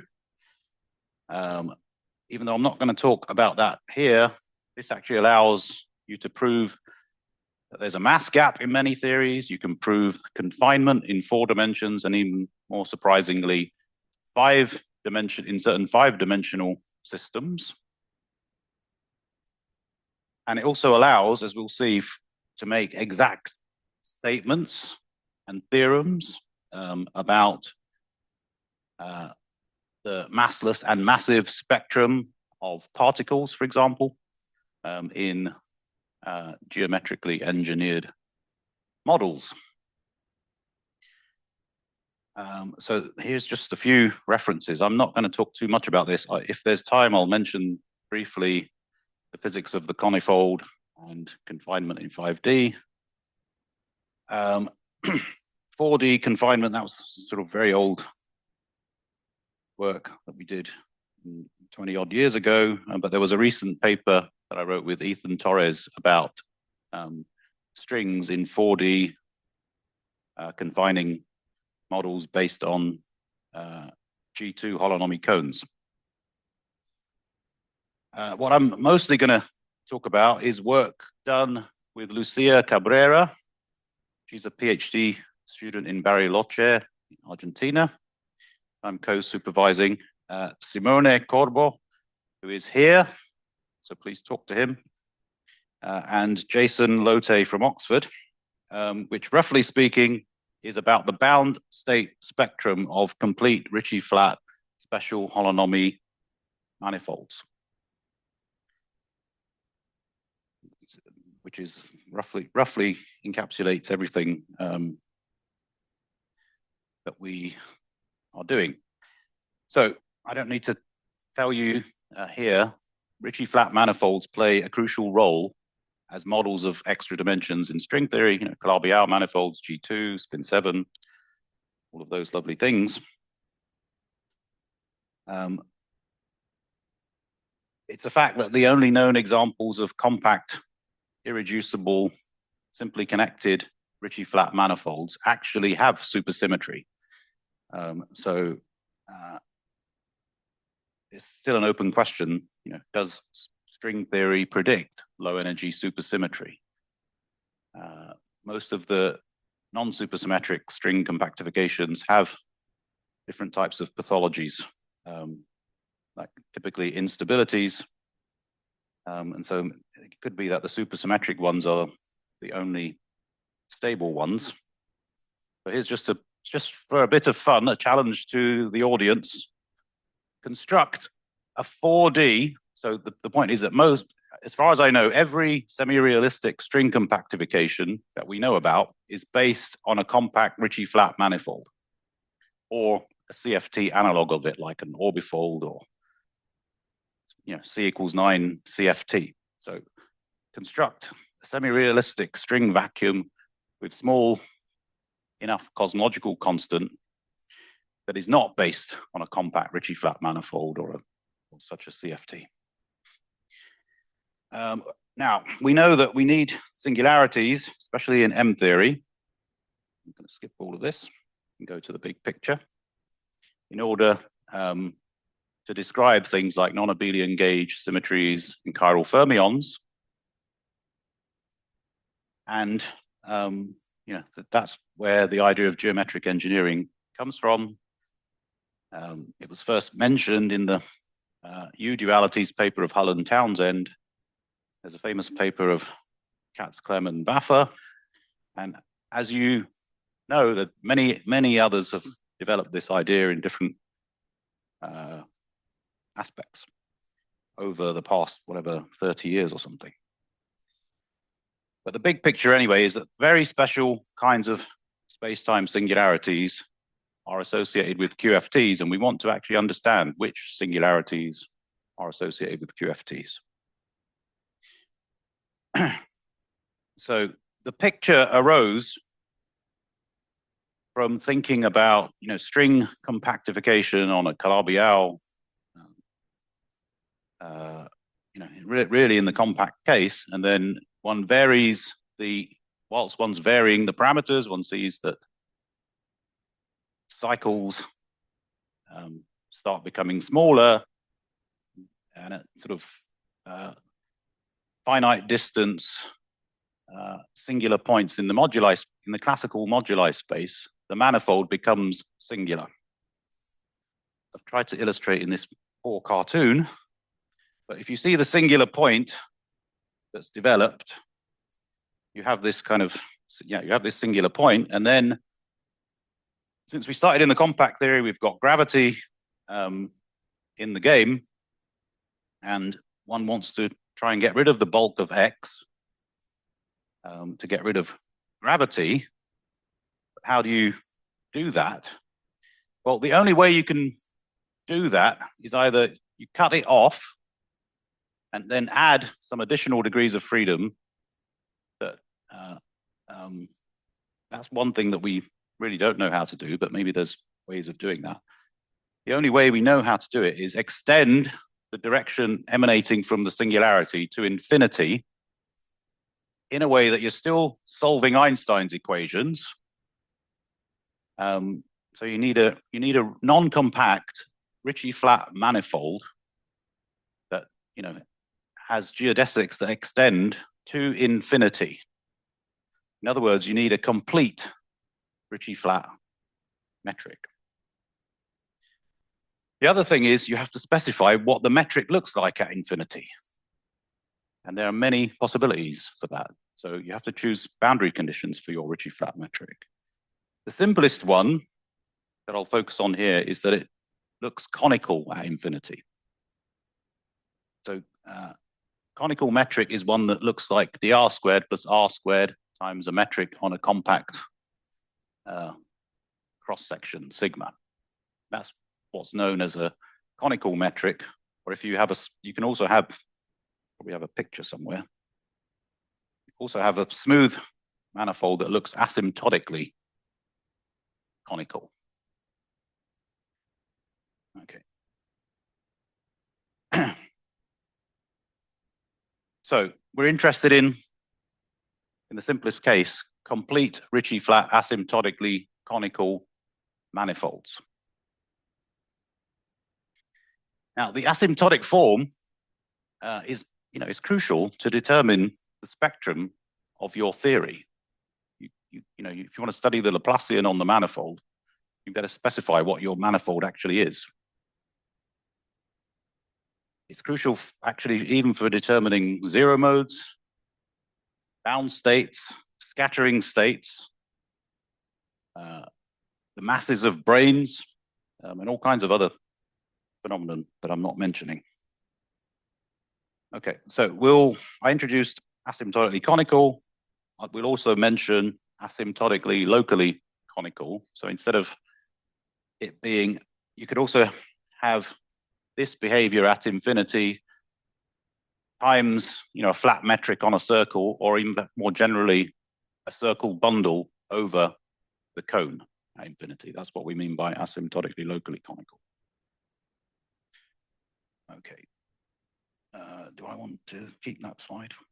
Yeah, so the simplest examples of these are the hyperkähler metrics on resolutions and deformations of hyperkähler flat orbifolds, R4 mod gamma. Now, these are the simplest models for geometric engineering. In M theory, these correspond to 7D super Yang-Mills theories.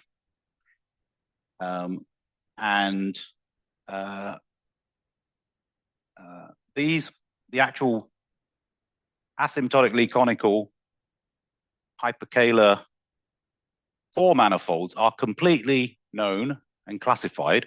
They're all of this ADE type, and they are the only ones, and we know completely their moduli spaces. In some cases, we know explicitly the metric, and so on.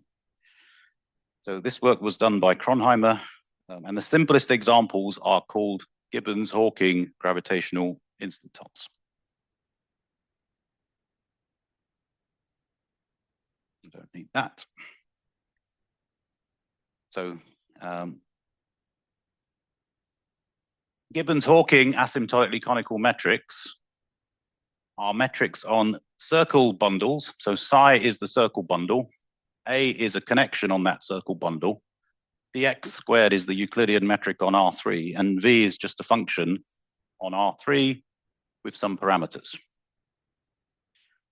And so if you have a look at the form of V, it's just the sum of Coulomb potentials with different centers labeled by these parameters A. And there's a relation between the potential V and the curvature of the connection F, which is just the monopole, it's the abelian monopole equation. So you can just think of this system as a bunch of abelian magnetic monopoles that all combine into a complete solution of Einstein's equations. I haven't shown it here, but as at large x, as you go towards infinity, the metric just becomes locally flat.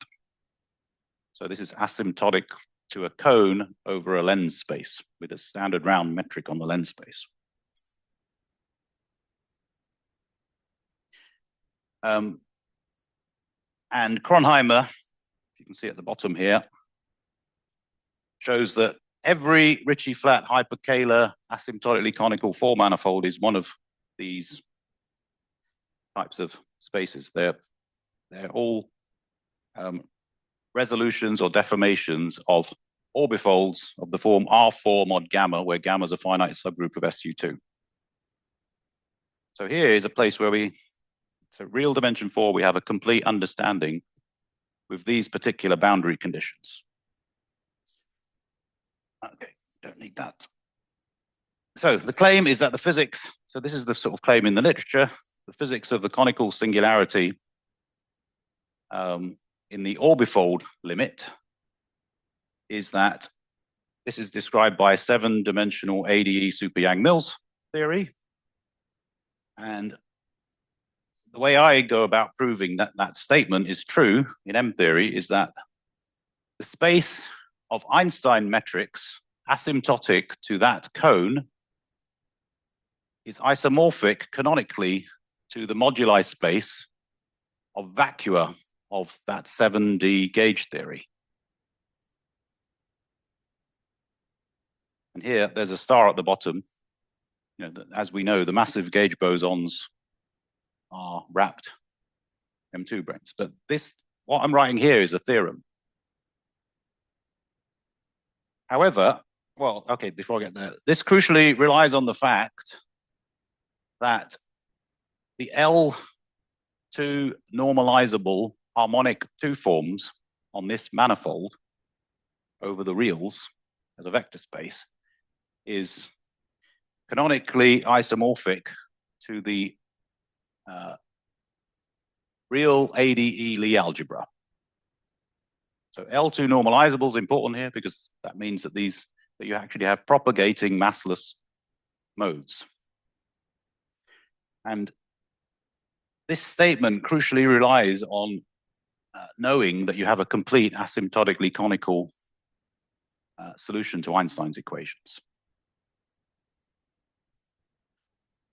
We can actually go further than that.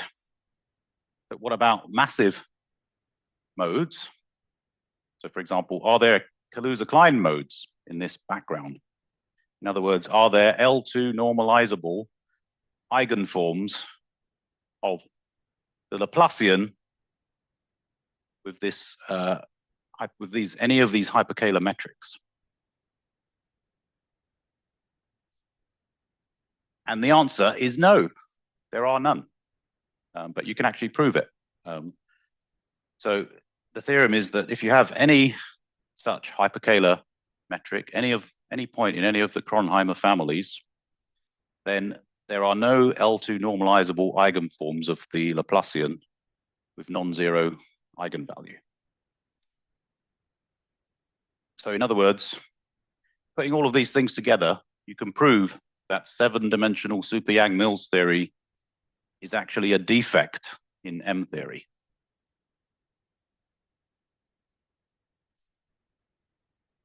Yeah, the proof relies on the fact that asymptotically conical manifolds have what's called maximal volume growth. The volume form has the same R dependence as the Euclidean metric. And then we use a result of Donnelly and the fact that it's hyperkähler to prove it. There's a similar statement for the ADE theories that arise in 6D from type 2B string theory. I'll spend a few minutes just talking about the talking about backgrounds in which you have a finite circle at infinity in M theory. So in other words, type 2A backgrounds at finite coupling. So these are asymptotically locally conical. So infinity is actually just a circle bundle over a cone. Just think of it as the Mondrian one form bundle. So in 4 dimensions, this used to be called ALF. Now, these are also classified actually in 4 dimensions in the hyperkähler case. You have, this is the list, and also I give the type 2A kind of limit of these. So you have Taub-Nut space, which describes 1d6 brane in the small radius limit. Then you have the n-center version, which is nd6 branes. Then you've got Atiyah-Hitchin, which is an O6 minus plane. It's universal cover, which is O6 minus plus 1d6 brane. And you can keep adding d6 branes. And you get a sort of dn series of branes and orientifold planes. So with Lucia and Simone, and Jason, we've been studying eigenfunctions of the Laplacian on these Taub-Nut-like cases, or these type 2A versions. Now, in 2009, De Vries and Schroers showed that in the single D6 brane case, which is single center Taub-Nut, there are no L2 eigenfunctions of the Laplacian. So physically, what this means is that there are no, it means non-perturbatively that there are no bound states of D0 branes with a single D6 brane, which we think we understand physically, because from a physics point of view, you can see that there's a repulsive potential, but this is actually a mathematical proof showing that the actual quantum mechanics has no bound states.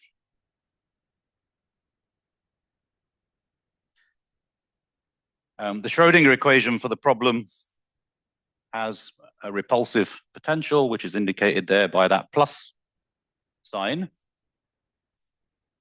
And that's part of the reason that the bound states don't exist. The multi-center case is the one that we're looking at.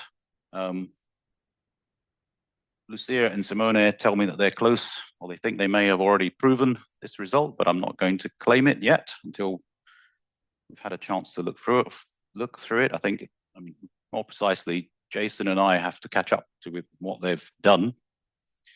Now,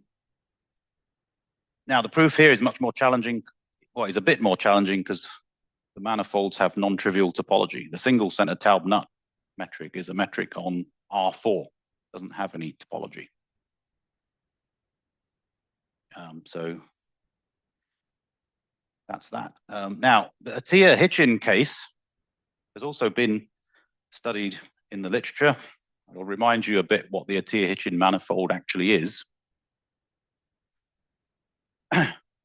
So the manifold in question is a quotient of a certain line bundle over the two sphere. So degree 4 line bundle over the two sphere by an involution, Z2, which acts freely. The metric is a complete hyperkähler, asymptotically locally conical metric. You can think of it as the natural metric on the moduli space of charge 2 SU2 monopoles with a fixed center. It's the M-theory description of an O6 minus plane.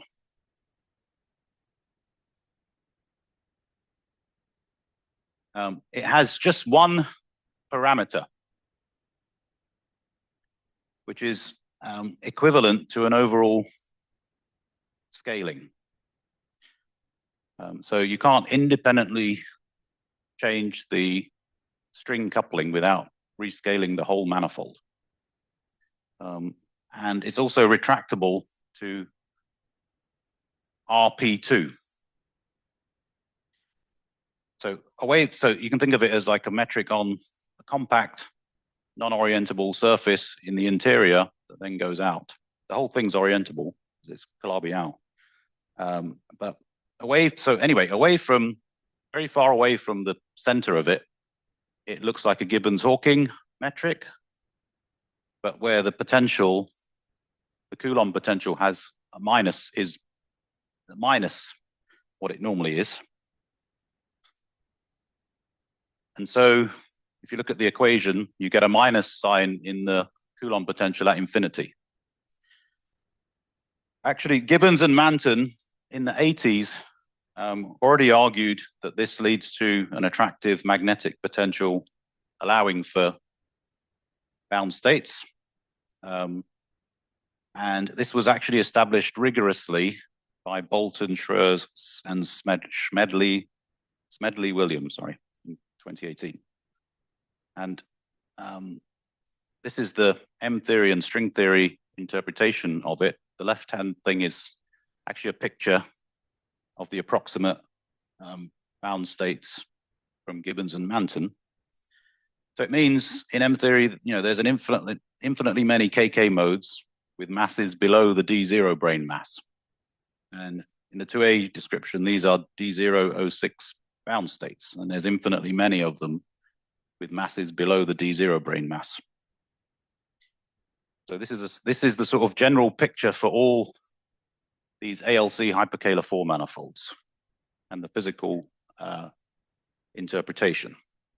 Okay, in the last -5 seconds, I'll just mention briefly a result that I alluded to. So you have the standard deformation of the conifold, which is T star S3, and it has asymptotically conical Calabi-Yau metric. It was written down by Stenzel and Candelas and Della Ossa. You can also consider quotients of it. With or without the quotients, this metric has no L2 normalizable harmonic forms. In fact, it probably has no L2 normalizable modes at all. So M-theory or any of your favorite theories on the deformed conifold with this metric is actually a massive theory, not a massless one. It's a massive theory. And in particular, if you consider non-trivial quotients of it, you have an unbroken one-form symmetry and confinement. So if you have M-theory on the conifold, M-theory on these quotients of the conifold, you actually have massive confining theories in 5D. And we still don't understand this in detail.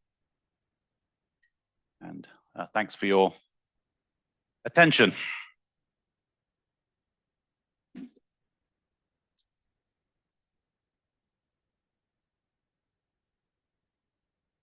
Questions for Bobby? Thanks for a nice slide, Bobby. Did you study also the eigenfunction spectrum, Laplacian spectrum for little string cases? Remind me what we mean by little string cases. Like in 5 branes that they are not quite at the circle. 5 branes. We only I can only give you. There are dual to things like type 2b with the G string and all. Yeah, so type 2b, there are no KK modes coming from like metric and supergravity fields, but there may be modes coming from wrapped branes. So in that case, where the G string doesn't quite decouple, the analog of that is what? Yeah, so I think the modes you're thinking of are non-perturbative in type 2b. We were only studying, we can only give you a theorem about the perturbative ones, I think. That'd be good, let's discuss that. And the other one, in the D0, D6 brane, you said they don't bind. Of course, with the B field, they bind. Yeah, sure. And that is something you check. I think we can show that, yeah. Yes, that would be good to check. Yeah. One final question. That was my question. Convergences. If not, let's thank Bobby again. Thanks very much.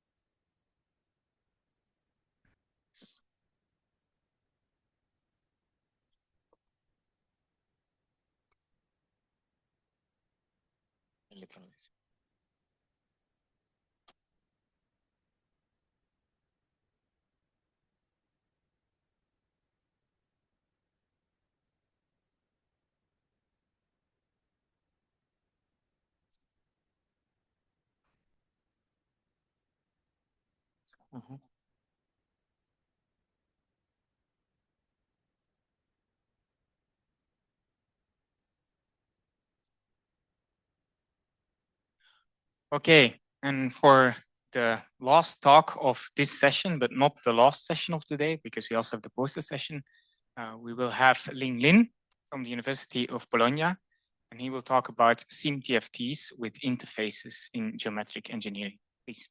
Okay, thank you, Vincent, and thanks also to the organizers for giving me the chance to present some work in progress here that I'm currently doing with Daniel Robbins and his student Subham Roy. And the original motivation for this work came, and also what I will gear towards at the end of the talk, is to address some questions about the symmetry TFT of compactifications in string theory on frozen singularities. And along the way, we sort of discovered that there is a slightly more general story in geometric engineering scenarios whereby the symmetry TFT come equipped with some interfaces, as I will explain momentarily. So before diving into the details of the stringy perspective, maybe let me briefly try to motivate why these interfaces are interesting from a field theory perspective. So for that, let me first recall that the symmetry TFT is a D+1 dimensional topological field theory that encodes for you the symmetry operators and charge objects of some D-dimensional physical system. And the topology of the D+1 dimensional bulk is such that there is a interval direction of which one end is occupied by what's known as the physical boundary, on which your dynamical degrees of freedom, such as gauge fields, charge matter, etc., are localized. And in such a way, you a priori get a relative D-dimensional theory, because the boundary is the D-dimensional theory is defined with respect to a higher dimensional bulk. But so in order to obtain a genuine D-dimensional theory, you need to pick some boundary conditions on the other end of the interval, and that essentially picks out for you a global form of the D-dimensional theory with some generally categorical symmetry S that are related to each other by different boundary condition choices on the blue side, which is a topological boundary, will give you different global forms related to each other by gaugings of parts of that symmetry category. And now the symmetry TFT has proven to be a fairly powerful framework in this exploration of generalized symmetries. And one fairly new ingredient to that is what happens if you try to sort of enlarge the symmetry of your boundary system. And this you can do by inserting a interface into the bulk that interpolates from a, in some sense, smaller symmetry category to a bigger symmetry category. And when you now close this, what some people dub the club sandwich construction, you gain some new leverage on you gain a new theory on the boundary that has some enlarged symmetry category related to your old symmetry by some non-trivial manipulation of the symmetry categories. And this, I don't want to go into detail of this, but gives you some handle on new ways by means of utilizing these category of symmetries to classify IR phases of quantum field theories in the sort of generalized Landau program paradigm. And I will give a very crude example of this at the end in the stringy, concrete stringy model.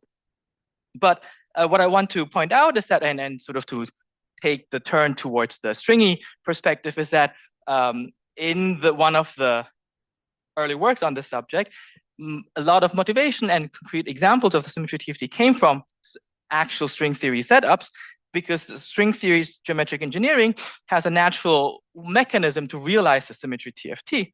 So with that, there's sort of a natural question. If you're interested in understanding these generalized symmetries from a string perspective a bit more, natural question would be how you could engineer and use these interfaces also in geometric engineering setups. So for this talk, I will be focusing just on M-theory geometric engineering, though I assume I expect this story to work out just as well for other types of string geometric engineering. And I will first explain how these interfaces are tied to torsion cycles in the interior geometry. And specifically, I would gear the discussion in such a way that I can apply it directly to concrete examples that in the literature are known as frozen compactifications that realize SP gate super-Yang-Mills theories with 16 supercharges in dimension 6 and higher. Okay, so let me give a quick introduction to the symmetry TFT construction from M-theory, and I apologize in advance for not doing justice to the many contributors to this progress in recent years. But the general idea that has emerged from this expansive set of work is that the D plus one-dimensional topological field theory is a reduction of M theory in a suitable topological limit on the boundary of your compactification space. And in particular, since I will mainly just focus on higher form symmetries, everything invertible that correspond to electric one form and magnetic D-3 form center symmetries in Yang-Mills sectors, I will just care about M2 and M5 branes that wrap 1 and M-3 cycles on the boundary. And I will assume these to be torsion, given that I care about the discrete finite center symmetries. So these guys are torsion, but as we will see, the torsion that gives rise to the interface is really the torsion in the interior of the geometry. So the operator linking inside of the D plus one-dimensional TFT is inherited just from the geometric linking on the boundary. And in the simplest case, when you have a cyclic boundary homology, the operator spectrum corresponds to that of a simple BF theory at level n. And you can actually use some refined machinery from differential cohomology to also explicitly derive this BF action from the dual cohomology if you suitably expand your M theory potentials G4 and G7 along those dual cohomology forms. So now this is the SimTFT, the D plus one-dimensional theory you get from the boundary. Next, I will explain how you couple, or how this system talks to the physical setting of the dynamical system that you actually care about. And first of all, the dynamical charged objects of your theory, such as gauge fields, charged matter, etc., arise in this context from branes wrapping compact cycles, which I schematically denote by the star in the tip of what Bobby had just described in some conical geometry. And the charged probe objects, like the Wilson-Toft lines, will then arise from branes wrapping these non-compact relative cycles, modulo some screening by the compact cycles. And the screening is captured precisely in this long exact sequence in homology. And this has been studied more than enough in recent years. Again, I apologize for not being very expansive on the references. But the basic observation made here is that if I have a K cycle, a relative cycle, which ends on a K minus 1 boundary cycle, then the interpretation in the bulk boundary correspondence of the SIMTFT is that the symmetry operator in the bulk corresponding to the brane wrapping this boundary K minus 1 cycle ends on a charged object, on a dynamical, on a probe object in the boundary corresponding to the brane wrapping the relative cycle that ends on the boundary cycle. And you can again do the same analysis in the dual cohomology. If you expand your, say, G4 field on the one hand side on the boundary homology, giving you a field in the SIMTFT bulk, and on the other side on this non-compactly supported cohomology class, giving you a background field, a non-dynamical background field in the boundary, then you can show that these two fields just agree with each other in the sense that this background field on the boundary is just the boundary value of the field in the bulk, and that field has to have Dirichlet boundary conditions on the physical boundary corresponding to the fact that the operators end on some charged objects. And this correspondence has been explored extensively in the case where now the internal space, so not the boundary, but the actual conical geometry, as Bobby was talking about, has only free homology classes. Okay? So if there are free homology classes, then by simple fact of universal coefficient theorem, the charged objects that have non-trivial Dirac pairing with each other arise from the intersection product of the cycles on this side of the boundary homology in the sequence. Okay, so in particular, if this part, these internal homology classes are also torsion free, and these guys are pure torsion, as in the case of discrete center symmetries, then it's the exactness of the sequence just means that every single torsion cycle in the boundary must come from the boundary map of a relative cycle in the interior of the geometry. And that just means that every bulk operator of your SIMTFT will end on some charged object in the physical boundary. And in the case that these free cycles correspond to the root and co-root lattices and the weight and co-weight lattice of some super Yang-Mills vector, this is of course just the statement that the charged objects correspond to the Wilson or Toft operators. And again, that's something you can show explicitly in the dual cohomology and the equation of motions of the bulk boundary system, that the fields from the bulk really have the corresponding boundary conditions. Okay, so this is stuff that has been explored extensively. Something that has received less attention is the case when now the internal space actually has some non-trivial torsion groups. And the key difference to the previous setting is that now the universal coefficient theorem tells us that what pairs with each other in the internal space have different degrees compared to the free case. So let me make this more precise using some colors, which I hope are visible from on the screen.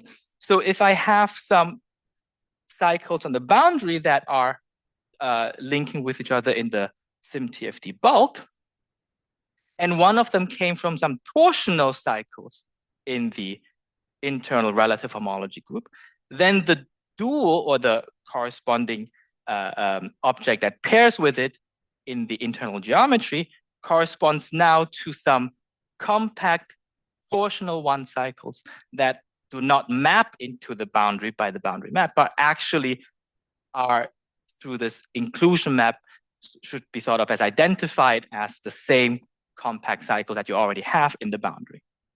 What does it mean in terms of the bound operator behavior at the physical boundary? It simply means that by virtue of sort of the properties of these maps, that there will be some object that you can wrap by the suitable M5 branes that give you a charged object, in this case with a magnetic symmetry on the physical boundary on which these red operators from the bulk can end. But for the green operators corresponding to M2 branes in this cartoon, there will not be any cycles that can support the correct charged object. And instead, what you should think about is that the M2 now in the physical boundary correspond to a M2 wrapping these compactly supported one cycle, torsion one cycle. So it's of the same dimension as the operator in the bulk. And so just to say it again, it means that while the magnetic D-3 form symmetry charges exist on the physical boundary for the red operators, the green operators will continue along some direction in the physical bulk, physical boundary. And of course, you can show this, you can make this precise again from the cohomology of the dual action fields in the action, whereby you can show that the corresponding field will of the magnetic symmetry will end on some dynamical Wilson line, or sorry, will end on the Wilson line operators of some dynamical discrete gauge field. But there is no such condition for the BF dual two-form field in the bulk, meaning that it has Neumann boundary conditions on the physical boundary. So exactly corresponding to this configuration drawn here. Okay. So this is what happens if I just focus on the torsion cycles. In general, since I want to consider certain setups that also have some Young-Mills sector, there will be also free cycles in the game that just support me for that support the roots, the co-roots, the weights, and the co-weights. So the charge matter of my Young-Mills sector, and they will still behave in a way that the screening and intersection all happens on this side of the sequence, and they pair with each other using the usual intersection point. So this means that in general, I will have also operators in the bulk that simply end, as the usual sense, on some Wilson or 't Hooft operators charged under some Young-Mills sector. And importantly, because of this difference in how the universal coefficient theorem pairs torsion versus free cycles, these Wilson 't Hooft line operators will not be charged under the symmetry operators corresponding to these torsional, corresponding to these red and green operators that in the physical boundary arise from torsional cycles, and vice versa. Okay. And another fact to get to the interface interpretation is that all of these, both of these additional operators configurations are topological. So this may not look obvious from the usual interpretation of thinking about some charged object here as a defect that have some that doesn't necessarily have to be topological. But I remind you from the previous slide that from the cohomology, you can actually show that this boundary operator for the red guy, for example, is the Wilson line of a discrete gauge field. And that is indeed a topological object. So if the red and blue operators are, or as drawn here, are topological, then just from a TFT perspective, it does not matter in the radial direction where I'm imposing the Dirichlet boundary condition. So in other words, from the TFT perspective, I could have equally well imposed this boundary condition on an interface or on a on a vertical slice in the slab at some finite distance away from the boundary. And after I collapse everything, or said differently, the distance between the interface and the physical boundary has no physical meaning. So this is now exactly the type of topological interface that was utilized in these club sandwich construction. And in this particular instance, you can think of this interface also as implementing a half space gauging of the symmetry generated by the green operators. Right, a half space gauging in the sense that you project out all the charged objects. In this case, it's the red line in the bulk. So on this side of the interface, there cannot be any red lines extending there. And the symmetry operators, the green lines, are just trivial. They can be always shrunk to a point on this half of the interval. And this is, of course, a very specific kind of interfaces that arise from these torsion homologies. And I should mention that there has been many recent works in exploring more general types of interfaces inside of the SimTFT from string theory. And and so this is probably, though I haven't explored it in detail, a special case of these more general setups. I should also just remind you again that from the geometry, there is really no information whatsoever about this, about the separation between the interface and the physical boundaries. So for all intents and purposes, if I just say the geometry, it looks like both of these vertical slices, the pink and the orange one, are stacked on top of each other. Okay. So now let me apply this sort of general story directly to models that in some dual configuration correspond to these frozen singularity compactifications. And this proceeds via this a set of dualities that Tachikawa explained to us. And the idea is that an M-theory compactification on this 5-dimensional orbifold that you can also think of as some elliptic fibration with a central I to N fiber fibered over some circle, that this configuration realizes an 60 1,1 SPN super Yang-Mills theory in the gapless sector, in the massless sector, and that is dual to M and F theory compactifications on some frozen IN star or SO singularities. Okay, so and so we will apply, and so I should first say that in these frozen singularities, of course, there is this freezing flux that makes a direct geometric analysis more tricky. But in this dual description, everything is purely geometric, so we can apply what we have seen directly, and find, for example, I will restrict to the case where n is odd, in which case the explicit relevant part of the homology sequence looks like this. Okay, so let me unpack this for you. First of all, the boundary homology in terms of what's relevant for the center symmetries has a pair of Z4 groups that are BF duals of each other. So you expect that the SimTFT just to be a Z4 BF symmetry, BF theory, which is consistent with the fact that in the frozen in the dual frozen compactifications, the boundary also comes from the boundary of some SON, SO2N with an odd singularity, and that also has a Z4 torsion homology.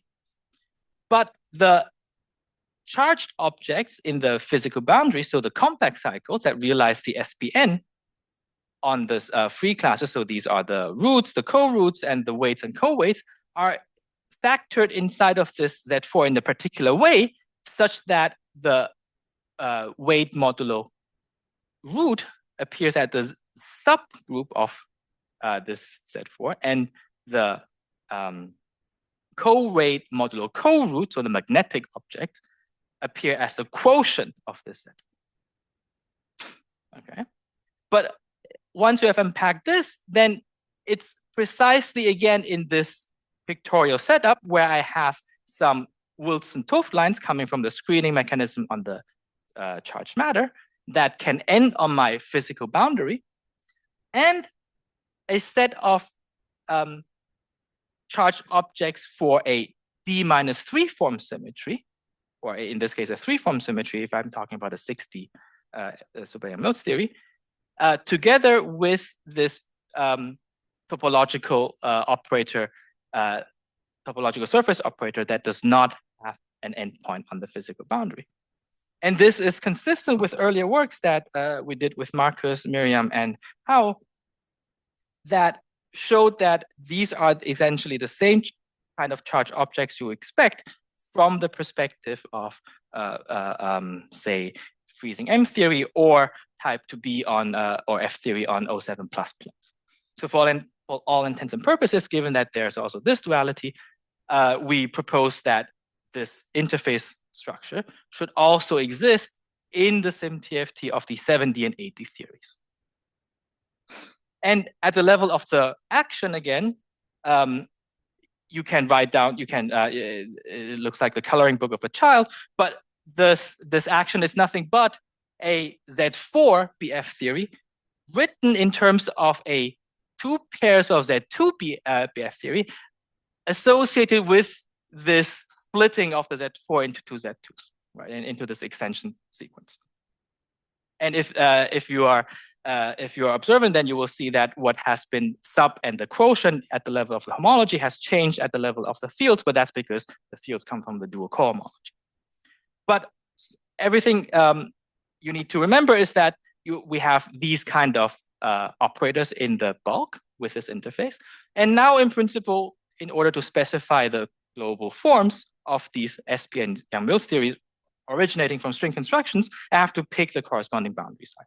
So you could now just naively start to play around with the possible arrangements of these operators on the gap boundary. And for example, this configuration will realize for you a global, simply connected SP and Soubel-Mills sector with a faithfully acting D-3 form symmetry because it acts on the line operators that you get from these, the 12 defects getting from this red lines.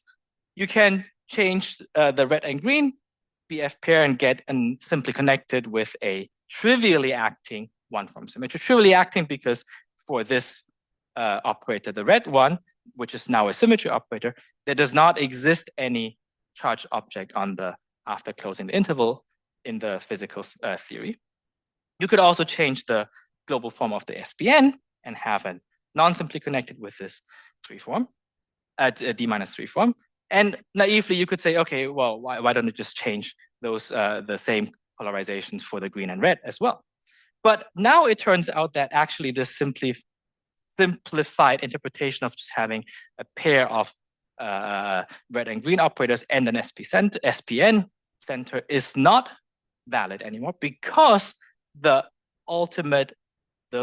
full SIMTFT is that of a Z4 pair. And you can interpret this extension term as a mixed anomaly that prevents you from picking this polarization. Okay.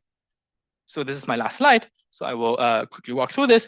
And again, you can, what this anomaly term does for you is that it strictly distinguishes all of these frozen SP and Soubel-Mills you obtain from string theory from just a naive assumption of a gauge sector plus some decoupled Z2 defects. And that was something that we have also wrongly assumed in the past. And in particular, it also gives you an interesting interpretation of this mixed anomaly, this extension term as a mixed anomaly in this global form of the theory. And so this global anomaly, this mixed anomaly, would now apply just under anomaly matching that the IR phase of this 7D theory cannot be trivially gained, as in the usual sense when you have a mixed anomaly. And I should say before anything else, this is sort of an analogous thing that people have done in the context of the club sandwich construction, where you construct these what they call an intrinsically gapless SPT phase in 2 dimensions. Of course, in high dimensions, the mixed anomaly can, in general, also be saturated by gapped phases. But what's maybe, so first of, returning to the statement that the IR phase cannot be trivially gapped, it's something maybe it's trivial with supersymmetry in mind, because the IR phase of 70 or 80 super Mills is just a free theory with massless vectors and yeah, just a set of, it's becomes free. So everything, your vectors just gives you a gapless vector.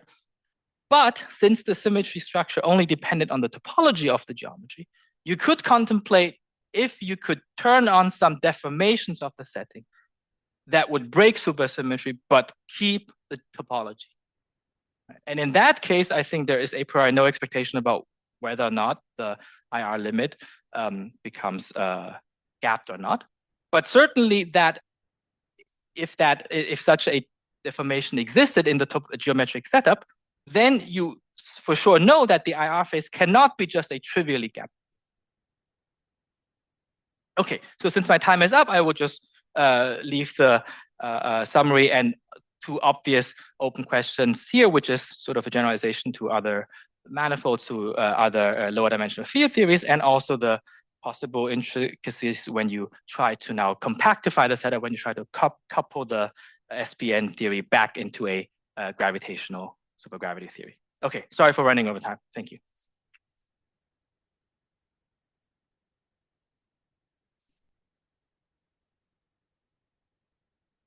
Questions for Lynn? I think Craig was first.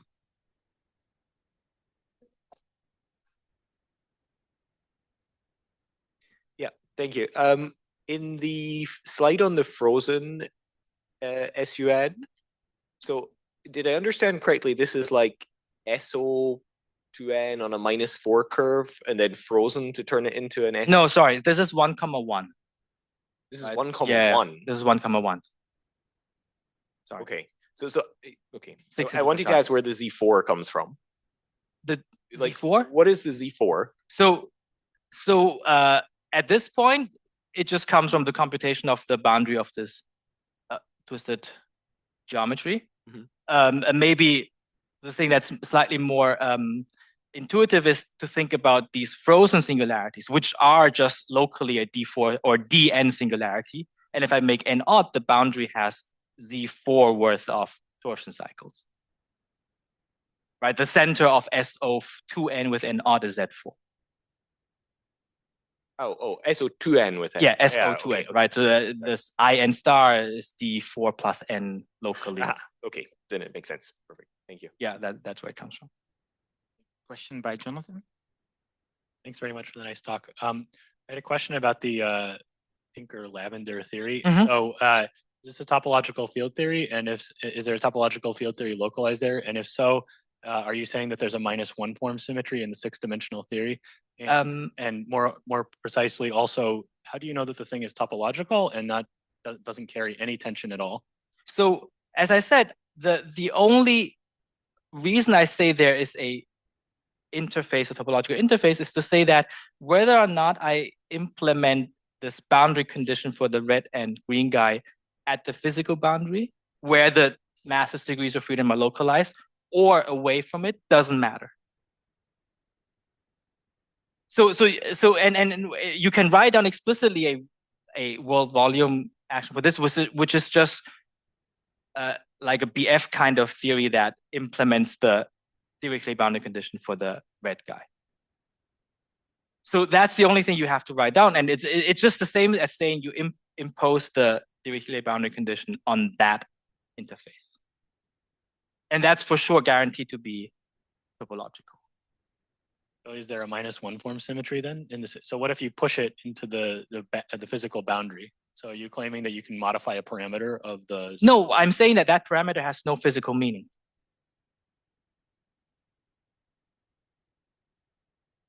The space-time filling topological operator. I see what you mean from that. Okay, I see.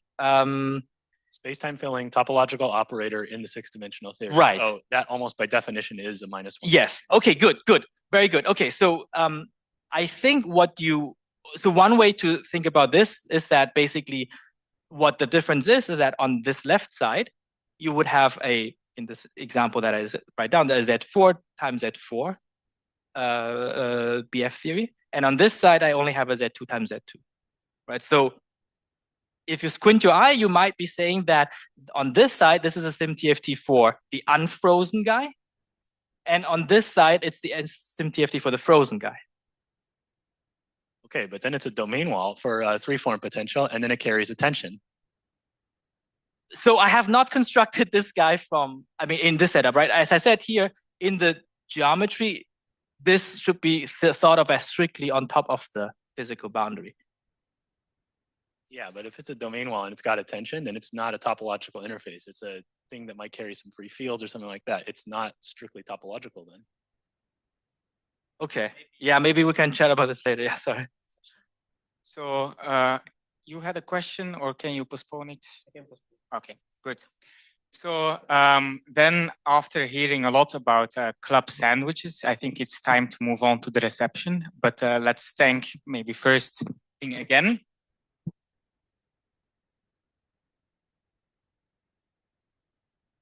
So we will not only have a reception, but also a poster session. And as you might have seen, there are like on that side, lots of poster boards close to these magnificent statues that you might have seen when you came in. So please take a look at the posters. There's a lot of interesting science to be seen there as well.